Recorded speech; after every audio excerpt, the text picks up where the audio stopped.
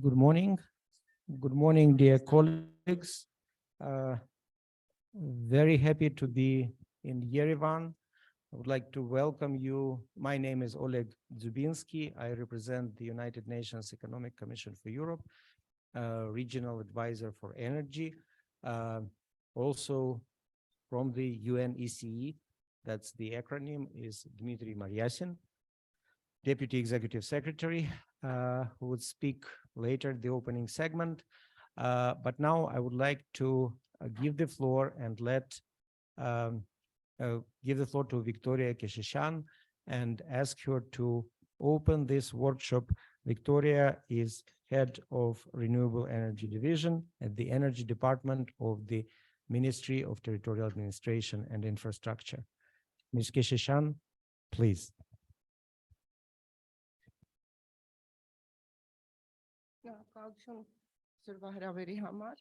Ողջունում եմ բոլորիդ եւ պարոն Վարդանյանի անունից, որը ցավոք մի քանի միջոցառումների համընկնելու պատճառով չկարողացավ ներկա գտնել եւ բացման խոսքը անձամբ ներկայացնել, այդ պատճառով ես կկարդամ պարոն Վարդանյանի ուղերձը այսօրվա մասնակիցներին։ Հարգելի հյուրեր, հարգելի գործընկերներ, տիկնակ եւ պարոնայք, օգտվելով առիթից իմ շնորհակալությունն եմ հղում ՄԱԿ-ի կազմակերպությանը եւ մասնավորապես Ասիական երկրների տնտեսական եւ սոցիալական հարցերի հանձնաժողովին եւ Եվրոպական տնտեսական հանձնաժողովին, գործադիր քարտուղարի տեղակալ Դմիտրի Մարիասինին, ով 2018 թվականից շուրջ 4 տարի պաշտոնավարել է Հայաստանում որպես ՄԱԿ-ի զարգացման ծրագրի մշտական ներկայացուցիչ։ Ձեր բոլորի ջանքերի եւ աջակցության շնորհիվ մեր երկրում իրականացվել են մի շարք ծրագրեր, ինչը նպաստել է միջազգային պայմանագրերով Հայաստանի ստանձնած պարտավորությունների կատարմանը, ազգային օրենսդրության եւ կառավարման համակարգի կատարելագործմանը։ Այսօրվա միջոցառման կազմակերպումը եւս մեկ անգամ փաստում է ՄԱԿ-ի կառույցների եւ մեր միջև առկա եւ շարունակաբար ընդլայնվող համագործակցության մասին։ Ավելորդ չեմ համարում մեկ անգամ եւս փաստել, որ միավորված ազգերի կազմակերպության կողմից շարունակական աջակցություն է ցուցաբերվում Հայաստանի էներգետիկայի բնագավառին, մասնավորապես էներգետիկ ոլորտը կարգավորող օրենսդրական դաշտի բարեփոխումներին եւ տեխնիկական խնդիրների լուծմանը, վերականգնվող էներգետիկայի եւ էներգախնայողության զարգացմանը։ Հայաստանի Հանրապետության կառավարության կողմից էներգետիկայի բնագավառին առնչվող բոլոր որոշումների կայացման, հարևան երկրների հետ հարաբերությունների կառուցման, ավելի գլոբալ էներգետիկ շուկաներին ինտեգրման եւ հիմնական գործընկերների հետ հարաբերությունների զարգացման հիմքում ընկած է 2021 թվականի հունվարի 14-ին ընդունված ՀՀ էներգետիկ բնագավառի մինչև 2040 թվականի զարգացման ռազմավարական ծրագրում ներառված էներգետիկայի բնագավառի զարգացման տեսլականը։ Այն է, էներգետիկան պետք է լինի հուսալի եւ անվտանգ, կայուն զարգացող, մաքուր եւ էներգախնայող, կանխատեսելի եւ թափանցիկ, տարածաշրջանային նշանակությամբ, հասանելի եւ արդարացի բոլորի համար, բավարար չափով մատչելի, խոցելի խավի, ինչպես նաեւ գրավիչ ներդրողների համար, այդ թվում նաեւ թվայնացված եւ ինովացիոն։ Այսօրվա աշխատանքային հանդիպումը կենսական հնարավորություն է քննարկելու կլիմայի փոփոխության եւ շրջակա միջավայրի փոփոխության մարտահրավերները, քննարկելու բոլորիս առջև COVID-19-ի համավարակի արդյունքում ծառացած խնդիրները, կիսելու դրանք հաղթահարելու ուղիները, համընդհանուր լավագույն փորձը, քանի որ Հայաստանը եւս անմասն չմնաց այդ աղետից։ Երկարաժամկետ կանաչ ռազմավարությունների մշակումը եւ համապատասխան մեխանիզմների իրականացումն այն ուղիներն են, որոնք համաձայնեցվել են Փարիզում եւ COP հետագա հանդիպումների ընթացքում, ուղղված են կասեցնելու արագ տաքացումը եւ հաղթահարելու կլիմայի փոփոխությունները, իրականացնելու ՄԱԿ-ի կայուն զարգացման նպատակները։ Այստեղ եւս կարևորվում են եւ իրենց ուրույն տեղն ունեն էներգետիկայի ծրագրերը, մասնավորապես նպատակյոթով սահմանված մատչելի, մաքուր, հուսալի, կայուն եւ ժամանակակից էներգետիկայի հասանելիության ապահովումը բոլորի համար։ Թույլ տվեք Հայաստանի Հանրապետության տարածքային կառավարման ենթակառուցվածքների նախարարության անունից ողջունել հանդիպման բոլոր մասնակիցներին եւ մաղթել արդյունավետ աշխատանք։ Ակնկալում եմ, որ այսօրվա մեր քննարկումները ել ավելի կխորացնեն մեր համագործակցությունը եւ հուսով եմ, որ կլինեն փոխշահավետ։ Շնորհակալություն։ Thank you very much, Ms. Keshishan. I will now give the floor. Hold on just a moment. Sorry.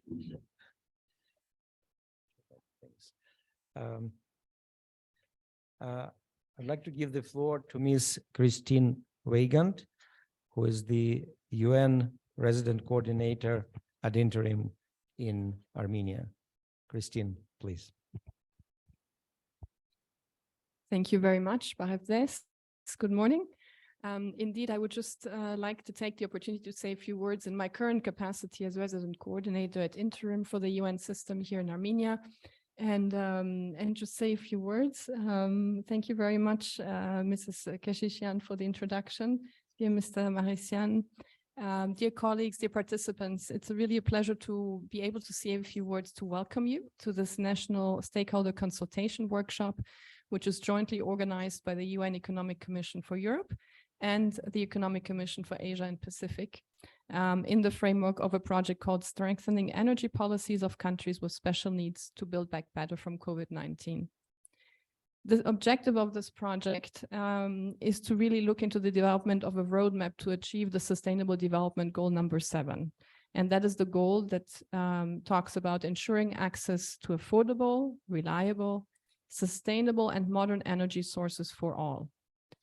And of course, we know that this particular goal is at the moment certainly very much linked to many of the challenges the world is currently facing, not least the issue of climate change, for which the world came together in Egypt just a few weeks or a few days ago in the framework of the COP27. I'm very happy that Armenia is one of the 8 countries that are benefiting from this project, and that the UN Economic Commission for Europe will be leading this implementation. And certainly on this occasion, a very warm welcome also from my side again to Mr. Mariassin, who is the Deputy Executive Secretary of UNECE, but who many of you will know from his previous capacity.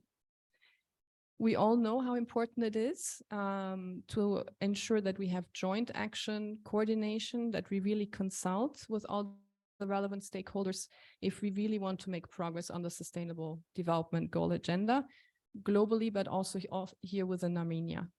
And so I really hope that this workshop will provide that opportunity. I also hope that stakeholders such as the private sector, who also play an important role in the energy sector, will actively participate, and that it will help to open a dialogue between government, private sector, and all the other stakeholders that are critical for the energy sector. We're looking forward to the recommendations that are coming from this project and for their reflection in national energy and economic development policies. And certainly as the Office of the Resident, on behalf of the Office of the Resident Coordinator, I'd just like also to share our commitment to support and facilitate the follow-up to the recommendations and of course the project itself. Thank you very much. Thank you very much, Christine. We certainly count on colleagues here in Armenia from the UN system in Armenia, from the UN Resident Coordinator Office, and of course our colleagues from UN Development Program on their support, on your support for this very interesting and very important project for Armenia. It now gives me great pleasure to give the floor to Dmitry Maryasin, who many of you know from, as Christine said, his previous capacity as the UNDP resident representative, but he is now the Deputy Executive Secretary at the UN Economic Commission for Europe. Dmitry, the floor is yours, please. Thank you very much, Oleg. Good morning, colleagues, Ms. Keshishian, Ms. Wiegand. It's my great pleasure to be back, of course, in Yerevan, and I'm here for a number of events and meetings with the government. And as colleagues would confirm, energy will be a major topic of my discussion with all the government officials. Now, there are several reasons for this, and Ms. Keshishian already referred to them, and so did Christine. Frankly, right now, what we're facing is a triple crisis. It's a crisis of recovering from COVID. It's a crisis of dealing with the ever-present catastrophic impacts of climate change, and it's a crisis related to the war in Ukraine, which is having impact on the energy resilient systems around the region and around the world. Here in Armenia, people do not need to be reminded what an energy resilient system means, because Armenia has gone through a period of severe energy insecurity in the 90s and still remembers this. This is still a scar on the country's history and the society that is very real. And so when we say the future sustainable, affordable, resilient energy for all, we actually mean it here. We mean energy access for any rural household, energy access that corresponds to the ambitious plans of the private sector, for example, for digitalizing and for the startup ecosystem. It means energy access that doesn't put Armenia at the will of major geopolitical players and creates a level of energy independence that is consistent with the realities of the regional complexities and the conflict that is still ongoing. But it also means that Armenia, with its unique geographic position and unique resource base, can actually be pioneer in the kind of modern energy mix that many countries in our region. And when I say our region, in this particular case, we're talking both about the UNECE region, which stretches from Canada to Tajikistan, and the ESCAP region, which stretches from, well, from Georgia and Armenia all the way to the Pacific Islands. The kind of energy mix that countries in this very large Eurasian space need to look at if they're serious about competitiveness, growth, and prosperity for all. And my talking points have many elements of this, but let me just highlight a few points, a few choices that Armenia would need to be making. The first one, and that's the elephant in the room, and I know, Ms. Kecichan, you are from the renewable energy division heading it, but the first one is about nuclear power. And what is the future path in terms of large-scale nuclear generation? The second one is about whether or not fossil fuels need to be still supported in the wake of a severe energy shortage we are facing because of the war in Ukraine. And you know, many countries are reopening coal-fired power plants as we speak, even in Western Europe. The third choice is about what do we mean by renewable energy? I'm just back from a trip to Central Asia, and when you talk to colleagues in Kyrgyzstan and Tajikistan, what they mean by it is large hydropower. And that is, of course, a renewable source of energy, but that is a very different pathway from investing in solar, wind, geothermal, and other types of renewables that are typically spoken about at the COPs of the UNFCCC and other gatherings on the green agenda. And the final choice, that needs to be made is frankly about the interaction between the generation of energy and the consumption of energy, because we are usually talking about the supply side when we talk about energy, but in fact it's the consumption side and the choices we as consumers make when relating to the energy ecosystem. The first set of choices is about energy efficiency. It is absolutely clear to everyone that a much bigger dent can be made on carbon emissions by reducing the footprints that buildings, industry, and transport make. And energy saving potential in Armenia is one of the highest in this region. Second one is, how do consumers buy energy? These days in UNECE, we speak more and more about energy as a service. With digitalization affecting our everyday life on almost every account, it is very clear that people will not be, in the next few years already, it's coming. If it's not here yet, it will be coming, will not be buying the energy in the way they're used to, which is without any choice and just by paying some kind of a bill that comes to their mailbox at the end of the month. Very, very soon, it will be a set of choices in your phone that makes you a buyer and in a way, a shaper of the energy system of your country. So I wanted to highlight the kind of choices that the government and the public and the private sector in Armenia will be making. Let me not comment on nuclear, even though I'd like to draw your attention to the fact that amongst the few UN structures to talk about this, apart from IAEA, of course, UNECE did produce a brief on nuclear energy about a year ago in August 2021, and I refer you to it. It has actually an analysis of the issues on the table when it comes to nuclear energy.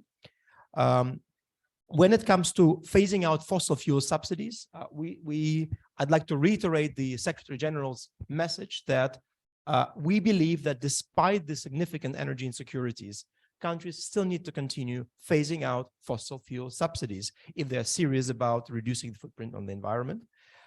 And I would definitely hope that Armenia does not need to ever rely on coal. Armenia is blessed not to have coal as energy source of any significance. And please, as somebody who really cares about this country, I'd like us not to ever go back that route.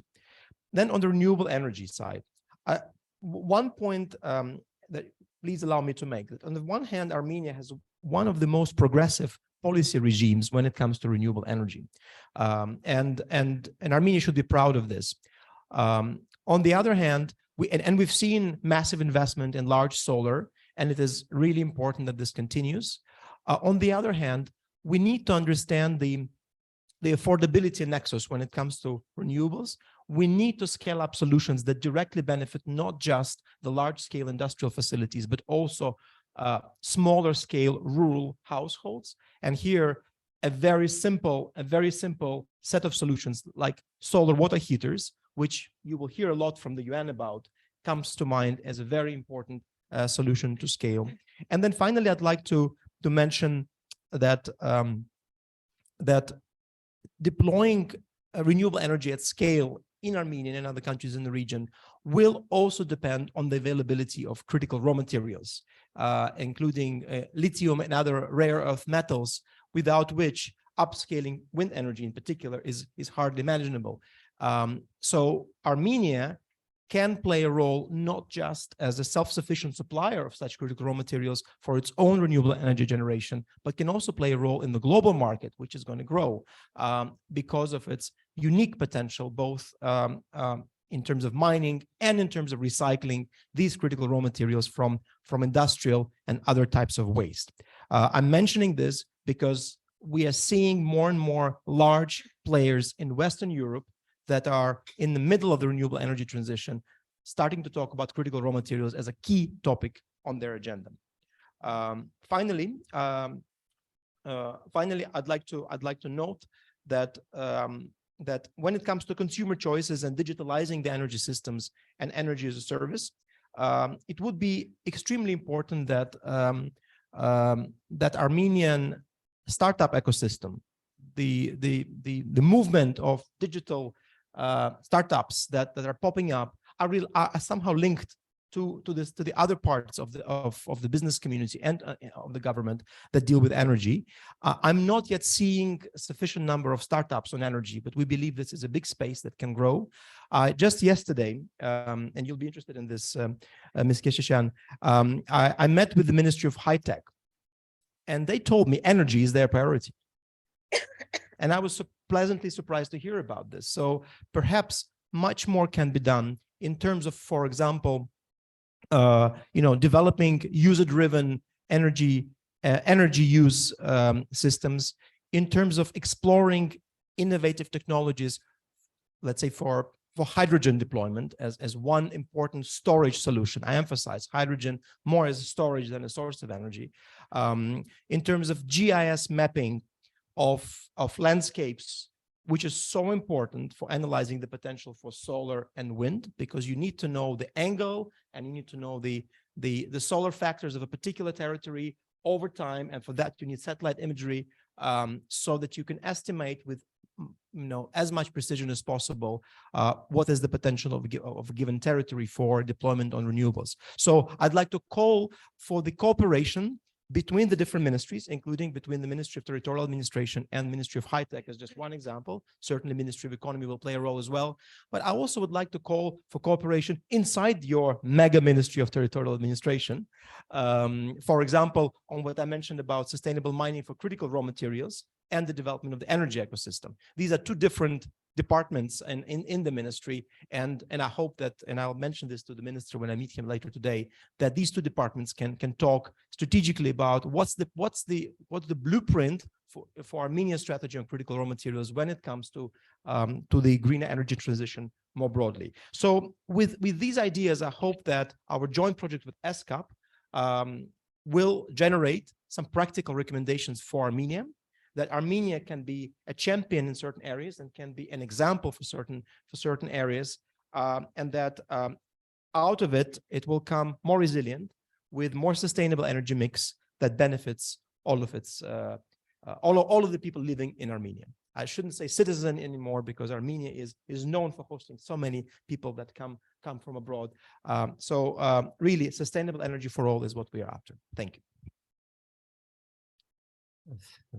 Thank you very much, Dmitry. That was quite an insightful speech that I would say sets the tone for our event, for our workshop today. We continue with the opening segment of our workshop, and I would like to ask colleagues who help us with the technical support to open the video recording. Michael Williamson, who is Chief of Section at the Energy Department of the Economic and Social Commission for Asia and the Pacific. He couldn't join us today, so he provided video recording.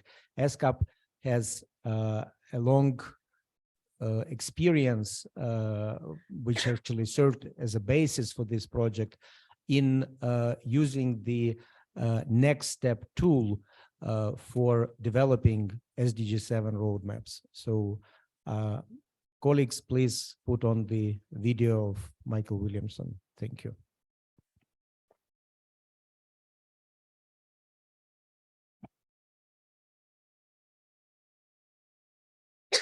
Distinguished delegates, Mr. Hakob Vardanian, Deputy Minister of the Ministry of Territorial Administration and Infrastructure of the Republic of Armenia, and Mr. Dmitry Maryasin, Deputy Executive Secretary of the UN Economic Commission for Europe. Ladies and gentlemen, good morning. On behalf of ESCAP, thank you for joining this Inception workshop on the development of an SDG 7 roadmap for Armenia. Energy, as you know, is the key enabler for all development. Our shared ambition to transition the energy system in our countries to a sustainable, low carbon and efficient model is reflected in the Sustainable Development Goals through SDG 7. The current economic fallout we are experiencing due to the COVID-19 pandemic reinforces to all of us the importance of investing in new sustainable energy systems in order to revitalize economic growth and to create jobs while also achieving global goals and targets. So shifting the dial on sustainable energy is fundamental to achieving the 2030 Agenda and the Paris Agreement. However, making this transition in the energy sector is a complex and a difficult task for policymakers. The transition needs to ensure that we sustain economic growth, but also that we respond to the increasing energy demand. It needs to balance the need to reduce emissions from the energy sector while also capitalizing on the interlinkages between SDG 7 and the other SDGs. So achieving this requires an integrated systems approaches through which we consider the synergies between all of the constituent elements. So these elements are, for example, increasing access to modern energy services, increasing the share of renewable energy, improving energy efficiency, while at the same time reducing emissions from the energy sector. So each of these actions that we take has an impact upon the others. Therefore, a system optimization process is needed to identify the best available pathway to build the energy system we need by 2030 and thereafter. Such an energy transition requires skills and expertise that may be different from the conventional approach that we have taken in the past. To share with you a little bit of history on this initiative, back in 2018, ESCAP undertook an in-depth assessment on the progress of SDG 7 across the Asia-Pacific region. Based on these findings, we have developed a framework to support our member states in transitioning their energy sectors to achieve SDG 7 targets in conjunction with the NDCs under the Paris Agreement. At the ministerial level Asian and Pacific Energy Forum that was held in 2018, member states requested ESCAP to support countries in the region to develop their own national SDG 7 roadmaps on request. We have responded to this call. So ESCAP has developed an integrated energy planning tool, which we call the National Expert SDG Tool for Energy Planning, or Next Step for short. This tool helps policymakers develop national roadmaps. Further details of Next Step will be shared by our colleagues in this workshop, Mr. Oleg Zubinsky, Mr. Anis Zaman, and Mr. Vitaly Becker. And now I am pleased to say we have joined forces with the Economic Commission for Europe to expand the reach of this program, working with more countries in Central Asia and the Caucasus. The approach we take recognizes that roadmap development should be a country-led process, where countries take full ownership of their roadmaps rather than being driven by external parties. This roadmap development process, to be successful, needs to involve all stakeholders. It should also be harmonized and coordinated with the existing national energy strategies and plans. I'm very pleased that Armenia has joined the Next Step initiative. We are confident that with the support of the government of Armenia, the SDG 7 roadmap will provide valuable and tangible recommendations for Armenia's future energy planning and sustainable development process. The ultimate success of this initiative would be to see its recommendations being incorporated into plans and policies in the national energy sector. Together, ECE and ESCAP will be willing to discuss how to implement the recommendations once the SDG 7 roadmap is developed. As such, we look forward to continuing this collaboration to continue to contribute to Armenia's sustainable energy transition. I thank you all and wish you very fruitful discussions and a productive day. Thank you.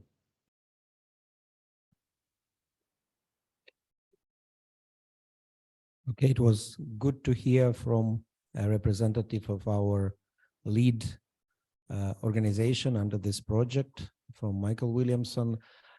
With this, the opening segment is over, and we now move to the main part of the workshop.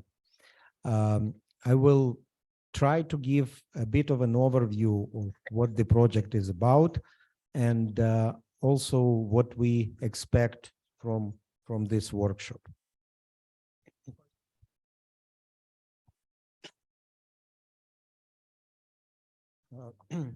So the project, the title of the project is Strengthening Energy Policies of Countries with Special Needs to Build Back Better from COVID-19.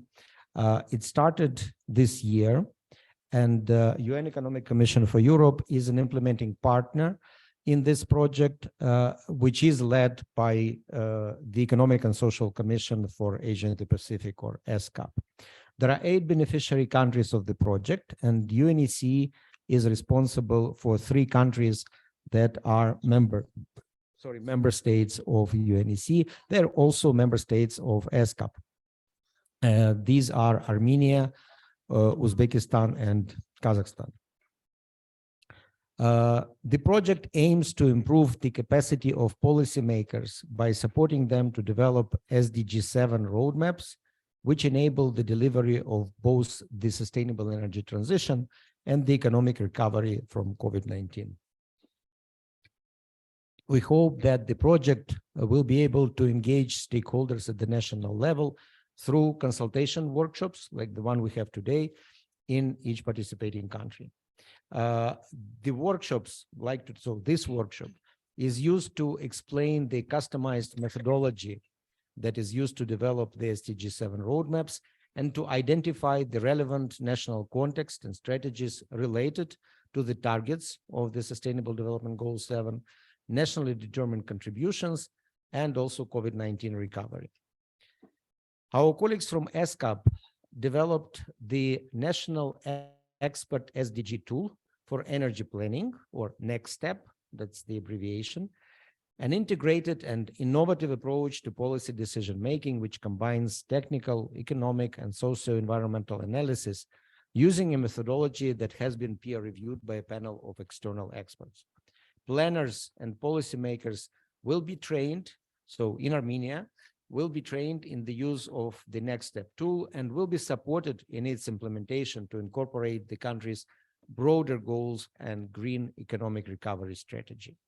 Applying this tool, planners and policymakers will have the capacity to produce a national SDG 7 roadmap, highlighting the key findings and recommendations arising from the work. Another important feature of this project that it aims to identify mechanisms for attracting private investment, for implementing the priorities identified in the roadmap, and initiate engagement between governments and the private sector for this purpose. In 3 out of 8 countries that will be selected on the basis of their energy systems good prospects for private investors. The project will support deepening of these relationships with a program of work, including activities such as facilitation of startup accelerators, demo days, and investment pitches. There is an expectation that one of these countries will be selected among Armenia, Kazakhstan, and Uzbekistan. And of course, I encourage you to make sure that it is Armenia that is selected. Outcomes of the project will be carried forward by national policymakers and stakeholders alike, feeding into national energy policy and economic development policy and supporting the ongoing energy transitions. Lessons learned will be disseminated globally through the convening of interregional seminar, allowing project participants to share their experiences and to explore opportunities and synergies with related international efforts.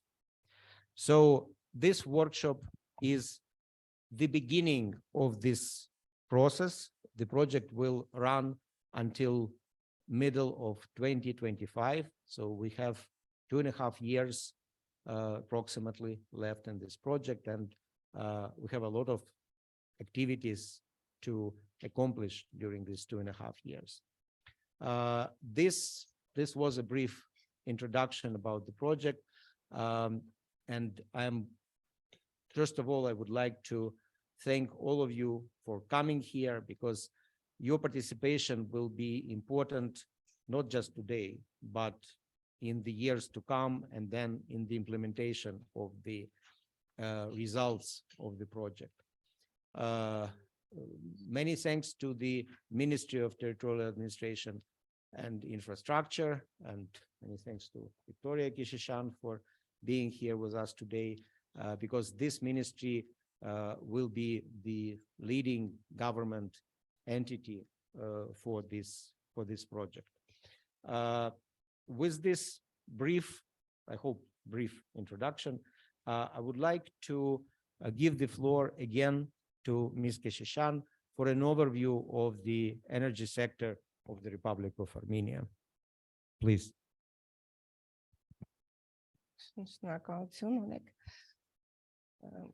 Ես երկար տարիներ աշխատած լինելով էներգետիկայի բնագավառում, էներգետիկայի համապատասխանատու նախարարությունում եւ քաջ գիտակցելով էներգետիկայի դերը տնտեսության զարգացման գործում, այնուամենայնիվ վերջին զարգացումների ժամանակ, երբ ինձ հարցնում են որպես ձեր հետաքրքրությունը տվյալ միջոցառման մասով, ես ասում եմ որպես վերականգնող էներգետիկայի բաժնի պետ, ես կարող եմ ասել, որ վերականգնող էներգետիկան ամենուր է։ Եվ այդ մասին քիչ առաջ փաստեց պարոն Մարիասինը, նշելով նոր մտքեր, նոր ուղղություններ այսօրվա մարտահրավերների պարագայում էներգետիկայի զարգացման մասով համագործակցությունը ջրածնի զարգացման կամ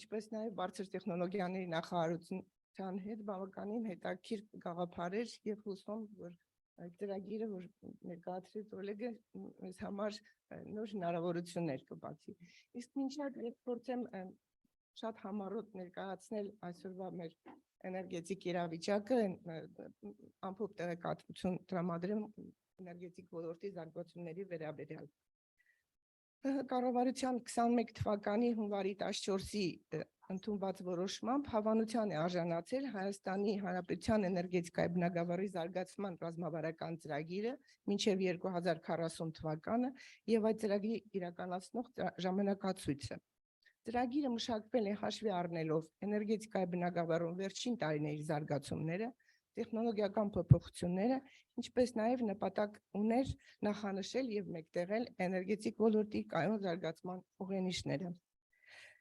Ծրագրի հիմնական նպատակն է պլանավորել էներգետիկայի ռազմավարությունը, առանձին բաժիններով ներկայացված են էներգետիկայի բնագավառի զարգացման Հայաստանի Հանրապետության կառավարության տեսլականը, էներգետիկայի բնագավառի զարգացման հիմնական առաջնահերթությունները, էլեկտրաէներգիա արտադրող հզորությունների զարգացումը, բարձրավոլտ էլեկտրահաղորդման ցանցի զարգացումը, բաշխման ցանցի զարգացումը, էլեկտրաէներգետիկական շուկան, որի ազատականացման արդեն ձեռնամուխ է եղել մեր երկիրը, տարածաշրջանային էներգետիկ համագործակցությունը, ջերմամատակարարման, գազամատակարարման հարցերը, էներգախնայողությունը, թվային էներգետիկան, ինչպես նաև վերականգնող էներգետիկան։ Պլան ժամանակացույցում ներկայացված են ծրագրերի իրականացման ժամկետները, պատասխանատուները, ֆինանսավորման աղբյուրները եւ այլ մանրամասները։ Էներգետիկայի բնագավառին առնչվող բոլոր որոշումների կայացման, հարևան երկրների հետ էներգետիկայի բնագավառին առնչվող հարաբերությունների կառուցման, ավելի գլոբալ էներգետիկ շուկաներին ինտեգրվելու եւ հիմնական գործընկերների հետ հարաբերությունների զարգացման հիմքում ընկած է լինելու էներգետիկայի բնագավառի զարգացման հետեւյալ տեսլականը, որը ես արդեն նորից չեմ ուզում կրկնեմ, քանի որ բացման խոսքի մեջ արդեն նշեցի։ Փաստաթղթում մեկտեղվել եւ նախանշվել են էներգետիկ համակարգի զարգացման ուղղությունները եւ ծրագրերը։ Դրանք են վերականգնող էներգետիկայի ներուժի առավելագույն օգտագործումը, էներգախնայողության ներուժի հնարավորինս իրացումը, ատոմային էներգետիկայի զարգացումը, ինչի մասին նշեց նաև պարոն Մարիասյանը, եւ ես կուզենայի մի երկու բառով ավելացնել, որ լինելով յուրահատուկ երկիր իր աշխարհաքաղաքական դիրքով Հայաստանը չի կարող զարգանալ առանց ատոմային էներգետիկայի, որը բացի նրանից, որ ապահովում է երկրի էներգետիկ անկախությունն, անվտանգությունը, այսօրվա համատեքստում նաև համարվում է կանաչ էներգետիկա։ Եվ մյուսը, որ կուզենայի նշել, դա էլեկտրոէներգետիկական շուկայի աստիճանական ազատականացումն է եւ տարածաշրջանային համագործակցության զարգացումը։ Սա իր մեջ ներառում է հյուսիս-հարավ տարանցիկ միջանցքի կառուցման ծրագիրը, որն ընդգրկում է Հայաստան-Իրան եւ Հայաստան-Վրաստան էլեկտրահաղորդման գծերը եւ ենթակառուցվածքների վերջնականացումը եւ դրանց միջոցով Հայաստանի կամրջվում է ավելի գլոբալ էներգետիկ շուկաների հետ։ Այսօրվա դրությամբ Հայաստանում էլեկտրաէներգետիկայի կառուցվածքում 30+ մասնաբաժիններով առկա են հիդրոէներգետիկան, ատոմային էներգետիկան եւ ջերմաէներգետիկան։ Թվային մեկնաբանությամբ վերված է սլայդում, ես նորից չասեմ, միայն ավելացնեմ, որ մենք ունենք արևային կայաններ արդեն 225-226 մեգավատ, ներառյալ նաև ինքնավարները, որոնց զորությունը կազմում է 136 մեգավատ։ Հաշվի առնելով արևային էներգիայի ներուժը, Հայաստանի կառավարությունը նպատակ ունի մինչև 30 թվականը արևային էներգիայի արտադրության բաժինն ընդհանուրի մեջ ավելացնել, հասցնելով 15%-ի։ Այդ նպատակով անհրաժեշտ է կառուցել 1000 մեգավատ զորությամբ արևային կայաններ, ներառյալ ինքնավարները։ Առաջիկա 2 տարիների ընթացքում պետություն մասնավոր համագործակցության շրջանակներում ակնկալում է ավարտվել Մասրիկ 1 եւ Այգ 1 արդյունաբերական նշանակության արևային կայանների կառուցումը, համապատասխանաբար 55 մեգավատ եւ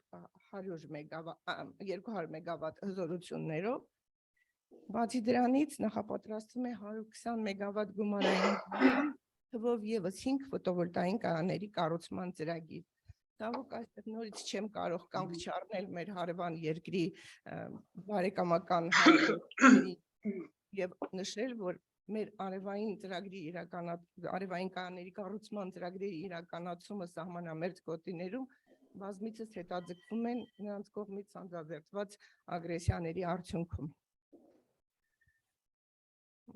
2022 թվականի հոկտեմբերի 1-ի դրությամբ էլեկտրաէներգիային արտադրում մինչև 5 մեգավատ հզորությամբ 36 արևային էլեկտրակայաններ, գումարային շուրջ 98 մեգավատ դերվածքային հզորությամբ։ Կառուցման փուլում են գտնվում եւս 27 էլեկտրակայաններ, 117 մեգավատ դերվածքային հզորությամբ։ Հայաստանի էլեկտրացանցեր փակbaşնետիրական ընկերության հետ պայմանագրեր են կնքել 9224 ինքնավար արտադրողներ, շուրջ 184 մեգավատ զորությամբ։ Կառուցման նպատակով տեխնիկական պայմաններ են ստացել եւս 622 ինքնավար արտադրողներ, շուրջ 130 մեգավատ զորությամբ։ Էլեկտրաէներգիային արտադրում 190 փոքր հեկեր, գումարային 388 մեգավատ դրվածքային հզորությամբ, կառուցման փուլում են գտնվում 22 փոքր հեկեր, 52 մեգավատ գումարային հզորությամբ։ Ներկայումս ուսումնասիրվում եւ գնահատվում է հորկմաէներգետիկայի ներուժը, որի արդյունքում կնախապատրաստվեն մրցութային փաթեթներ եւ փոքր համակարգային նշանակության մինչեւ 500 մեգավատ հզորության հոմակայաններ կառուցելու նպատակով։ Այս ծրագրի իրականացման հարցում մեզ աջակցություն է ցուցաբերում Ասիական զարգացման բանկը։ Հարկ է նշել, որ առաջիկա տարիներին համաշխարհային շուկայում սպասվող փոփոխությունները կարող են հնարավորություն ընձեռել ոչ միայն արևային, այլ նաև վերականգնող էներգիա օգտագործող այ կայաններին կուտակիչների հետ միասին մրցակցել ավանդական բազիսային կայանների հետ։ Ինչ վերաբերում է պետություն մասնավոր գործունեությանը, ապա Հայաստանի կառավարությունը համակարգային նշանակության էլեկտրաէներգիա արտադրող կայանների կառուցման համար նման պայմանագրերը կնքելու բացառապես մրցակցային եղանակով ներդրողներ ներգրավելու միջոցով, եթե վերջիններիս մուտքը էլեկտրաէներգետիկական շուկա հնարավոր չլինի ապահովել առանց պետության կողմից լրացուցիչ երաշխիքների տրամադրման պարագայում, այնուհետև կառաջարկվի շուկայում համաչափելի սակագին։ Այն հանգամանքը, որ դիտարկված բոլոր սցենարներում արևային եւ հողմային տեխնոլոգիաները հանդիսացել են նոր արտադրական հզորությունները նվազագույն ծախսերով զարգացնելու տարբերակ, ընդգծում է, որ այդ տեխնոլոգիաները հնարավորինս զարգացնելուն ուղղված քաղաքականության եւ ինստիտուցիոնալ միջավայրի ստեղծման կարեւորությունը Հայաստանի համար։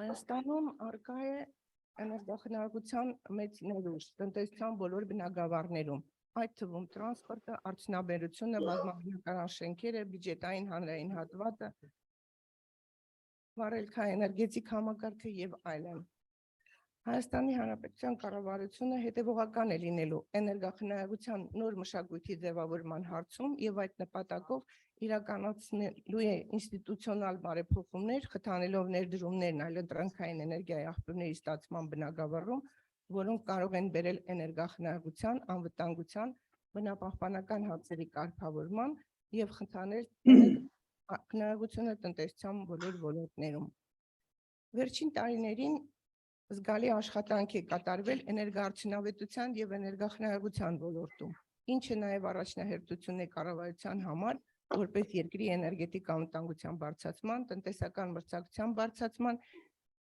եւ շրջակա միջավայրի, ինչպես նաեւ կլիմայի գլոբալ տաքացման վրա բացասական ազդեցության նվազեցման միջոց։ Կառավարությունն արդեն հրապարակել է երկրի էներգետիկ հաշվեկշիռը 2015-ից մինչև 2020 թվականների համար։ Կառավարության կողմից վարվող քաղաքականությունն է խթանել, արդեն ասեցի, էներգախնայողությունը տնտեսության բոլոր ճյուղերում եւ այդ առումով սահմանվել են պետական կարիքների համար էներգասարքավորումների ձեռքբերմանը ներկայացվող նվազագույն պահանջներ, ընդունվել է էներգախնայողության եւ վերականգնող էներգետիկայի 2022-2030 թվականների ծրագիրը, որում հավաքվել եւ մեկտեղվել են նախատեսվող միջոցառումները եւ ծրագրեր են իրականացվում տարբեր ոլորտներում, այդ թվում նաեւ միջազգային դոնորների աջակցությամբ։ Բոլորովին վերջերս մեկնարկել է բնակարանների եւ անհատական բնակելի տների էներգոարդյունավետ վերանորոգման աշխատանքների պետական աջակցության ծրագիրը, ըստ որի կառավարությունը սուբսիդավորում է էներգոարդյունավետ վերանորոգման նպատակով առևտրային բանկերից ներգրավված վարկային միջոցների տոկոսադրույքների մասը տարբեր համամասնություններով։ 2021 թվականի ընթացքում ամբողջությամբ ավարտվել են 22 բազմաբնակարան եւ 2 հանրային շենքերի էներգախնայողության աշխատանքները, տարածքի վերանորոգում, լուսամուտների փոխարինում, աստիճանավանդակների վերանորոգում, արտաքին պատերի ջերմամեկուսացում, շարունակվում են 37 բազմաբնակարան շենքերի էներգախնայողության աշխատանքները։ Կուզենայի նշել, որ ճանապարհային դեպարտամենտ հիմնադրամի կենսական նշանակության ճանապարհացանցի բարելավման ծրագրի շրջանակներում իրականացվում է կլիմայի փոփոխության հարմարվողականության, ինչպես նաև բնական ռիսկերի ուսումնասիրություն, Գործընկեր միջազգային ֆինանսական կազմակերպությունների պահանջով տրվում են նաև լուծումներ ճանապարհաշինարական աշխատանքների վրա կլիմայի փոփոխության ազդեցության հետևանքով առաջացած խնդիրներին։ 21 թվականի ընթացքում օրենսդրական բարեփոխումներ են կատարվել տրանսպորտային միջոցների պարտադիր տեխնիկական զննության գործընթացում, որի շրջանակներում սահմանվել է պարտադիր պահանջ 2023 թվականի հունվարի 1-ից շարժիչի բանած գազերում արտանետումների պարունակության ստուգման տվյալները տեխնիկական զննության միասնական շտեմարանին միացնելու վերաբերյալ, ինչը կբարձրացնի վնասակար նյութերի արտանետումների վերահսկողության մակարդակը, ինչպես նաև կնպաստի տրանսպորտային միջոցների արտանետումների ծավալի և օդի աղտոտվածության մակարդակի նվազեցմանը։ Կլիմայի փոփոխությունը և շրջակա միջավայրի դեգրադացիան, ինչպես նաև COVID-19 համավարակը էկզիստենցիալ սպառնալիք են աշխարհի համար։ Մարտահրավերները հաղթահարելու և կլիմայի փոփոխությունը կասեցնելու համար նախատեսվում է ռեսուրսների արդյունավետ օգտագործում, անցնելով դեպի մաքուր և շրջանաձև տնտեսության, ներառելով մասնավորապես տրանսպորտը, էներգետիկան, գյուղատնտեսությունը, շենքերը և արդյունաբերությունը։ Հայաստանի էներգետիկայի բնագավառի զարգացման կարևոր ուղղություններ են հանդիսանում վերականգնող էներգետիկան և էներգաարդյունավետությունն ու էներգախնայողությունը, հավատարիմ մնալով ՄԱԿ-ի կայուն զարգացման 2030 թվականի օրակարգի, մասնավորապես նպատակի 7-ին և Փարիզի համաձայնագրին, Հայաստանի կառավարությունը շարունակական ջանքեր է ներդնում ստեղծելու ներդրումային գրավիչ միջավայր և օրենսդրական դաշտ վերականգնող էներգետիկայի ներուժի տնտեսապես արդյունավետ և պատասխանատու իրացման, ինչպես նաև էներգաարդյունավետության և էներգախնայողության միջոցառումների լայնածավալ իրականացման համար։ Շնորհակալություն։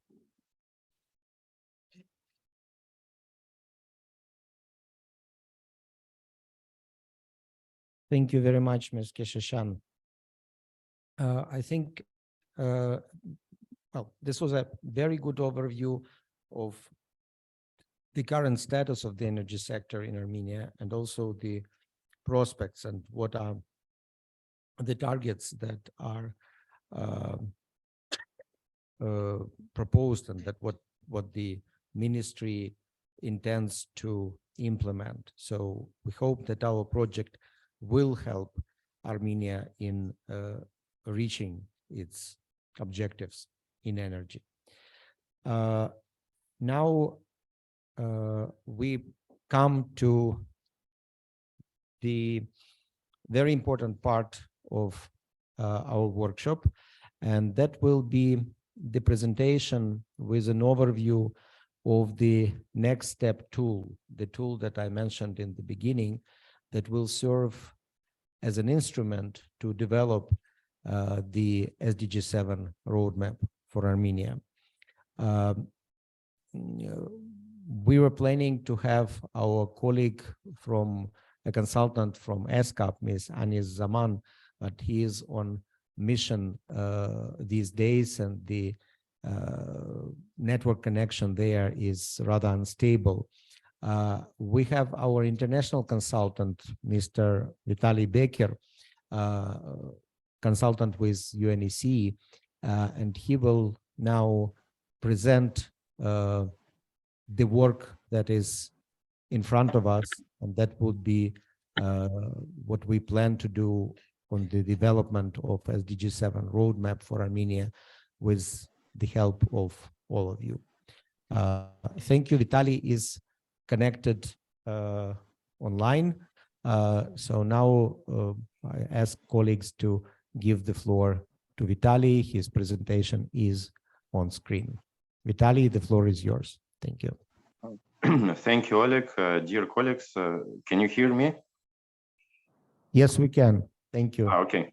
So thank you, dear colleagues, dear distinguished delegates. So today I will present the tool for development of SDG 7 roadmaps and specifically its application in Armenia. As Oleg mentioned, this project was started a couple years ago by the initiative of the ESCAP, and it was already implemented in a number of countries, including some countries of the some neighborhood countries to Armenia. So this we will list also by the end of the presentation.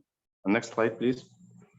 So the outline the main points of the presentation for today. Please switch next slide. So the questions are how to plan the sustainable development goal number 7. What is it about? Also, we will speak a little bit about background of SDG 7 roadmaps development. What is the SDG 7 roadmap and how it could help to the country level implementation of the sustainable energy goals and ideas? We will explain the next step methodology and its application to different countries and some anticipated results that we achieved. Speak about developing of SDG roadmap using next step and also contents of the roadmap. Next slide, please. So as it was mentioned by the previous speakers, the global framework of SDG 7 is about the affordable and clean energy implementation. It has several targets. So the first target is ensuring the universal access to affordable and reliable modern energy services. And this requires the country to make sure that each and everyone in the country has access to electricity and also ensuring implementation of clean cooking fuels for supporting the clean energy transition. The second target is increasing the sustainability for the share of renewable and the global energy mix of the country. So the indicator there is the renewable energy share in the final energy consumption level of the country.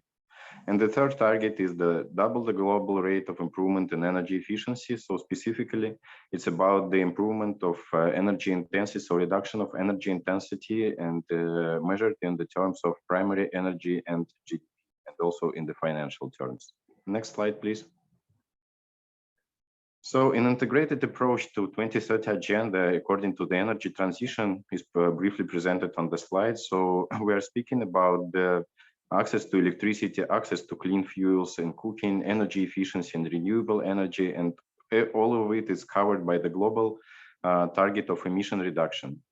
We also can say that constraints, drives, and the priorities, which we can highlight, is about the sustainable economical growth, which can support countries to overcome all the crises which we are faced to recently. Population growth and urbanization level increase, improvement of energy security, which is really important, as it was mentioned by the previous speakers, and currently it's also one of the major supportive ideas for the SDG 7 implementation, resources availability, and least cost option implementation, which is really important for the countries with the developing economy. Next slide, please. So what is the national expert SDG tool for energy planning, the next step which we've spoken about? So it's an integrated tool to assist policymakers to make informed policy decisions that would help achieve sustainable energy transition. So practically speaking, these elements together confirm that there is a need for integrated tool. This slide in the development of the this next step tool, which was prepared by the SCAP a couple years ago, and during the next slides we will see some additional information about the implementation process. Next slide, please. So we can see the brief steps of the methodology. So there are three main steps which we will have at the next step tool. The first one is the energy emissions and the investment modeling, the LEAP. LEAP is a separate platform for calculation of these indicators, which was also developed by SCAP. We have some energy which we input for which we are collecting and have as an input data for the step number 1. It's about the renewable energy resources data, emission constraints, and the reduction and the emission reduction targets. We also use some specific historical energy data, demographic data, and macroeconomic data according to, for example, GDP growth rate and other indicators which could be relevant for the evaluation of SDG 7 implementation level.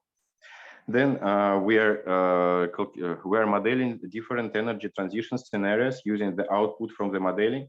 We use the scenarios for the to how we can achieve different SDG 7 targets in agreement, sure, with the national partners. So we are trying to make the better evaluation. And also on the step number 2, we are conducting the economical analysis of these scenarios. We also use some macro and microeconomic parameters which are relevant to the specific countries, and specific performance indicators which we are implementing in the model as a policy regulated factors.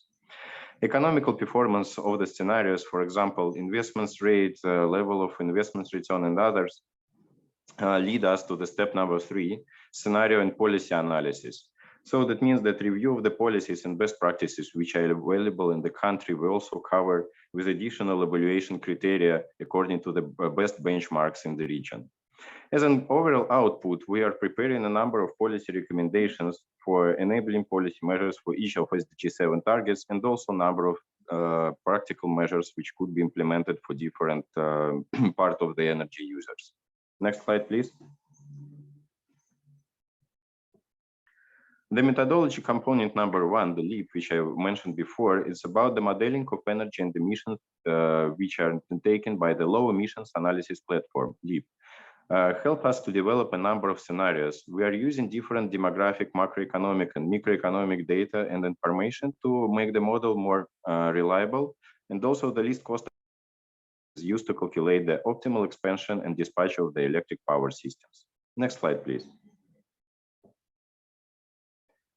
The component number 2, the economical analysis of the scenarios, which will involve additional macro and microeconomic parameters and performance indicators for the evaluation, is help us to estimate the cost of electricity supply plus local generation, identify the cheapest option of energy generation, including the fuel switch, contracting through public-private partnerships or other methods which could be implemented in the country, help us to make a decision on future power supply options, access to the potential for increasing share of renewable energy power in the global country energy mix. This second component involves calculating of investments for the power sector for different scenarios, and also estimation of the net benefits considering costs of production, sales, revenues, and other parameters. Next slide, please. The third component of the methodology is the scenario analysis, policy analysis, includes a review of the policies and best practices which are already available in the country, and also evaluation of different criteria which we can use as a benchmarks according to the experience in the region. So multi-criteria decision analysis, MCDA, is a popular tool for the public and private sector to help in making a policy decision. It enables compare and contrast various policies and scenarios using a set of different indicators.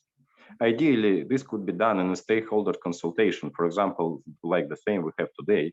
Assessing criteria should be presented a wide range of stakeholders, and also help us to avoid any problems with the calculation and evaluation, and also ways that we are chosen the best way and achieve some consensus between different levels of the energy users.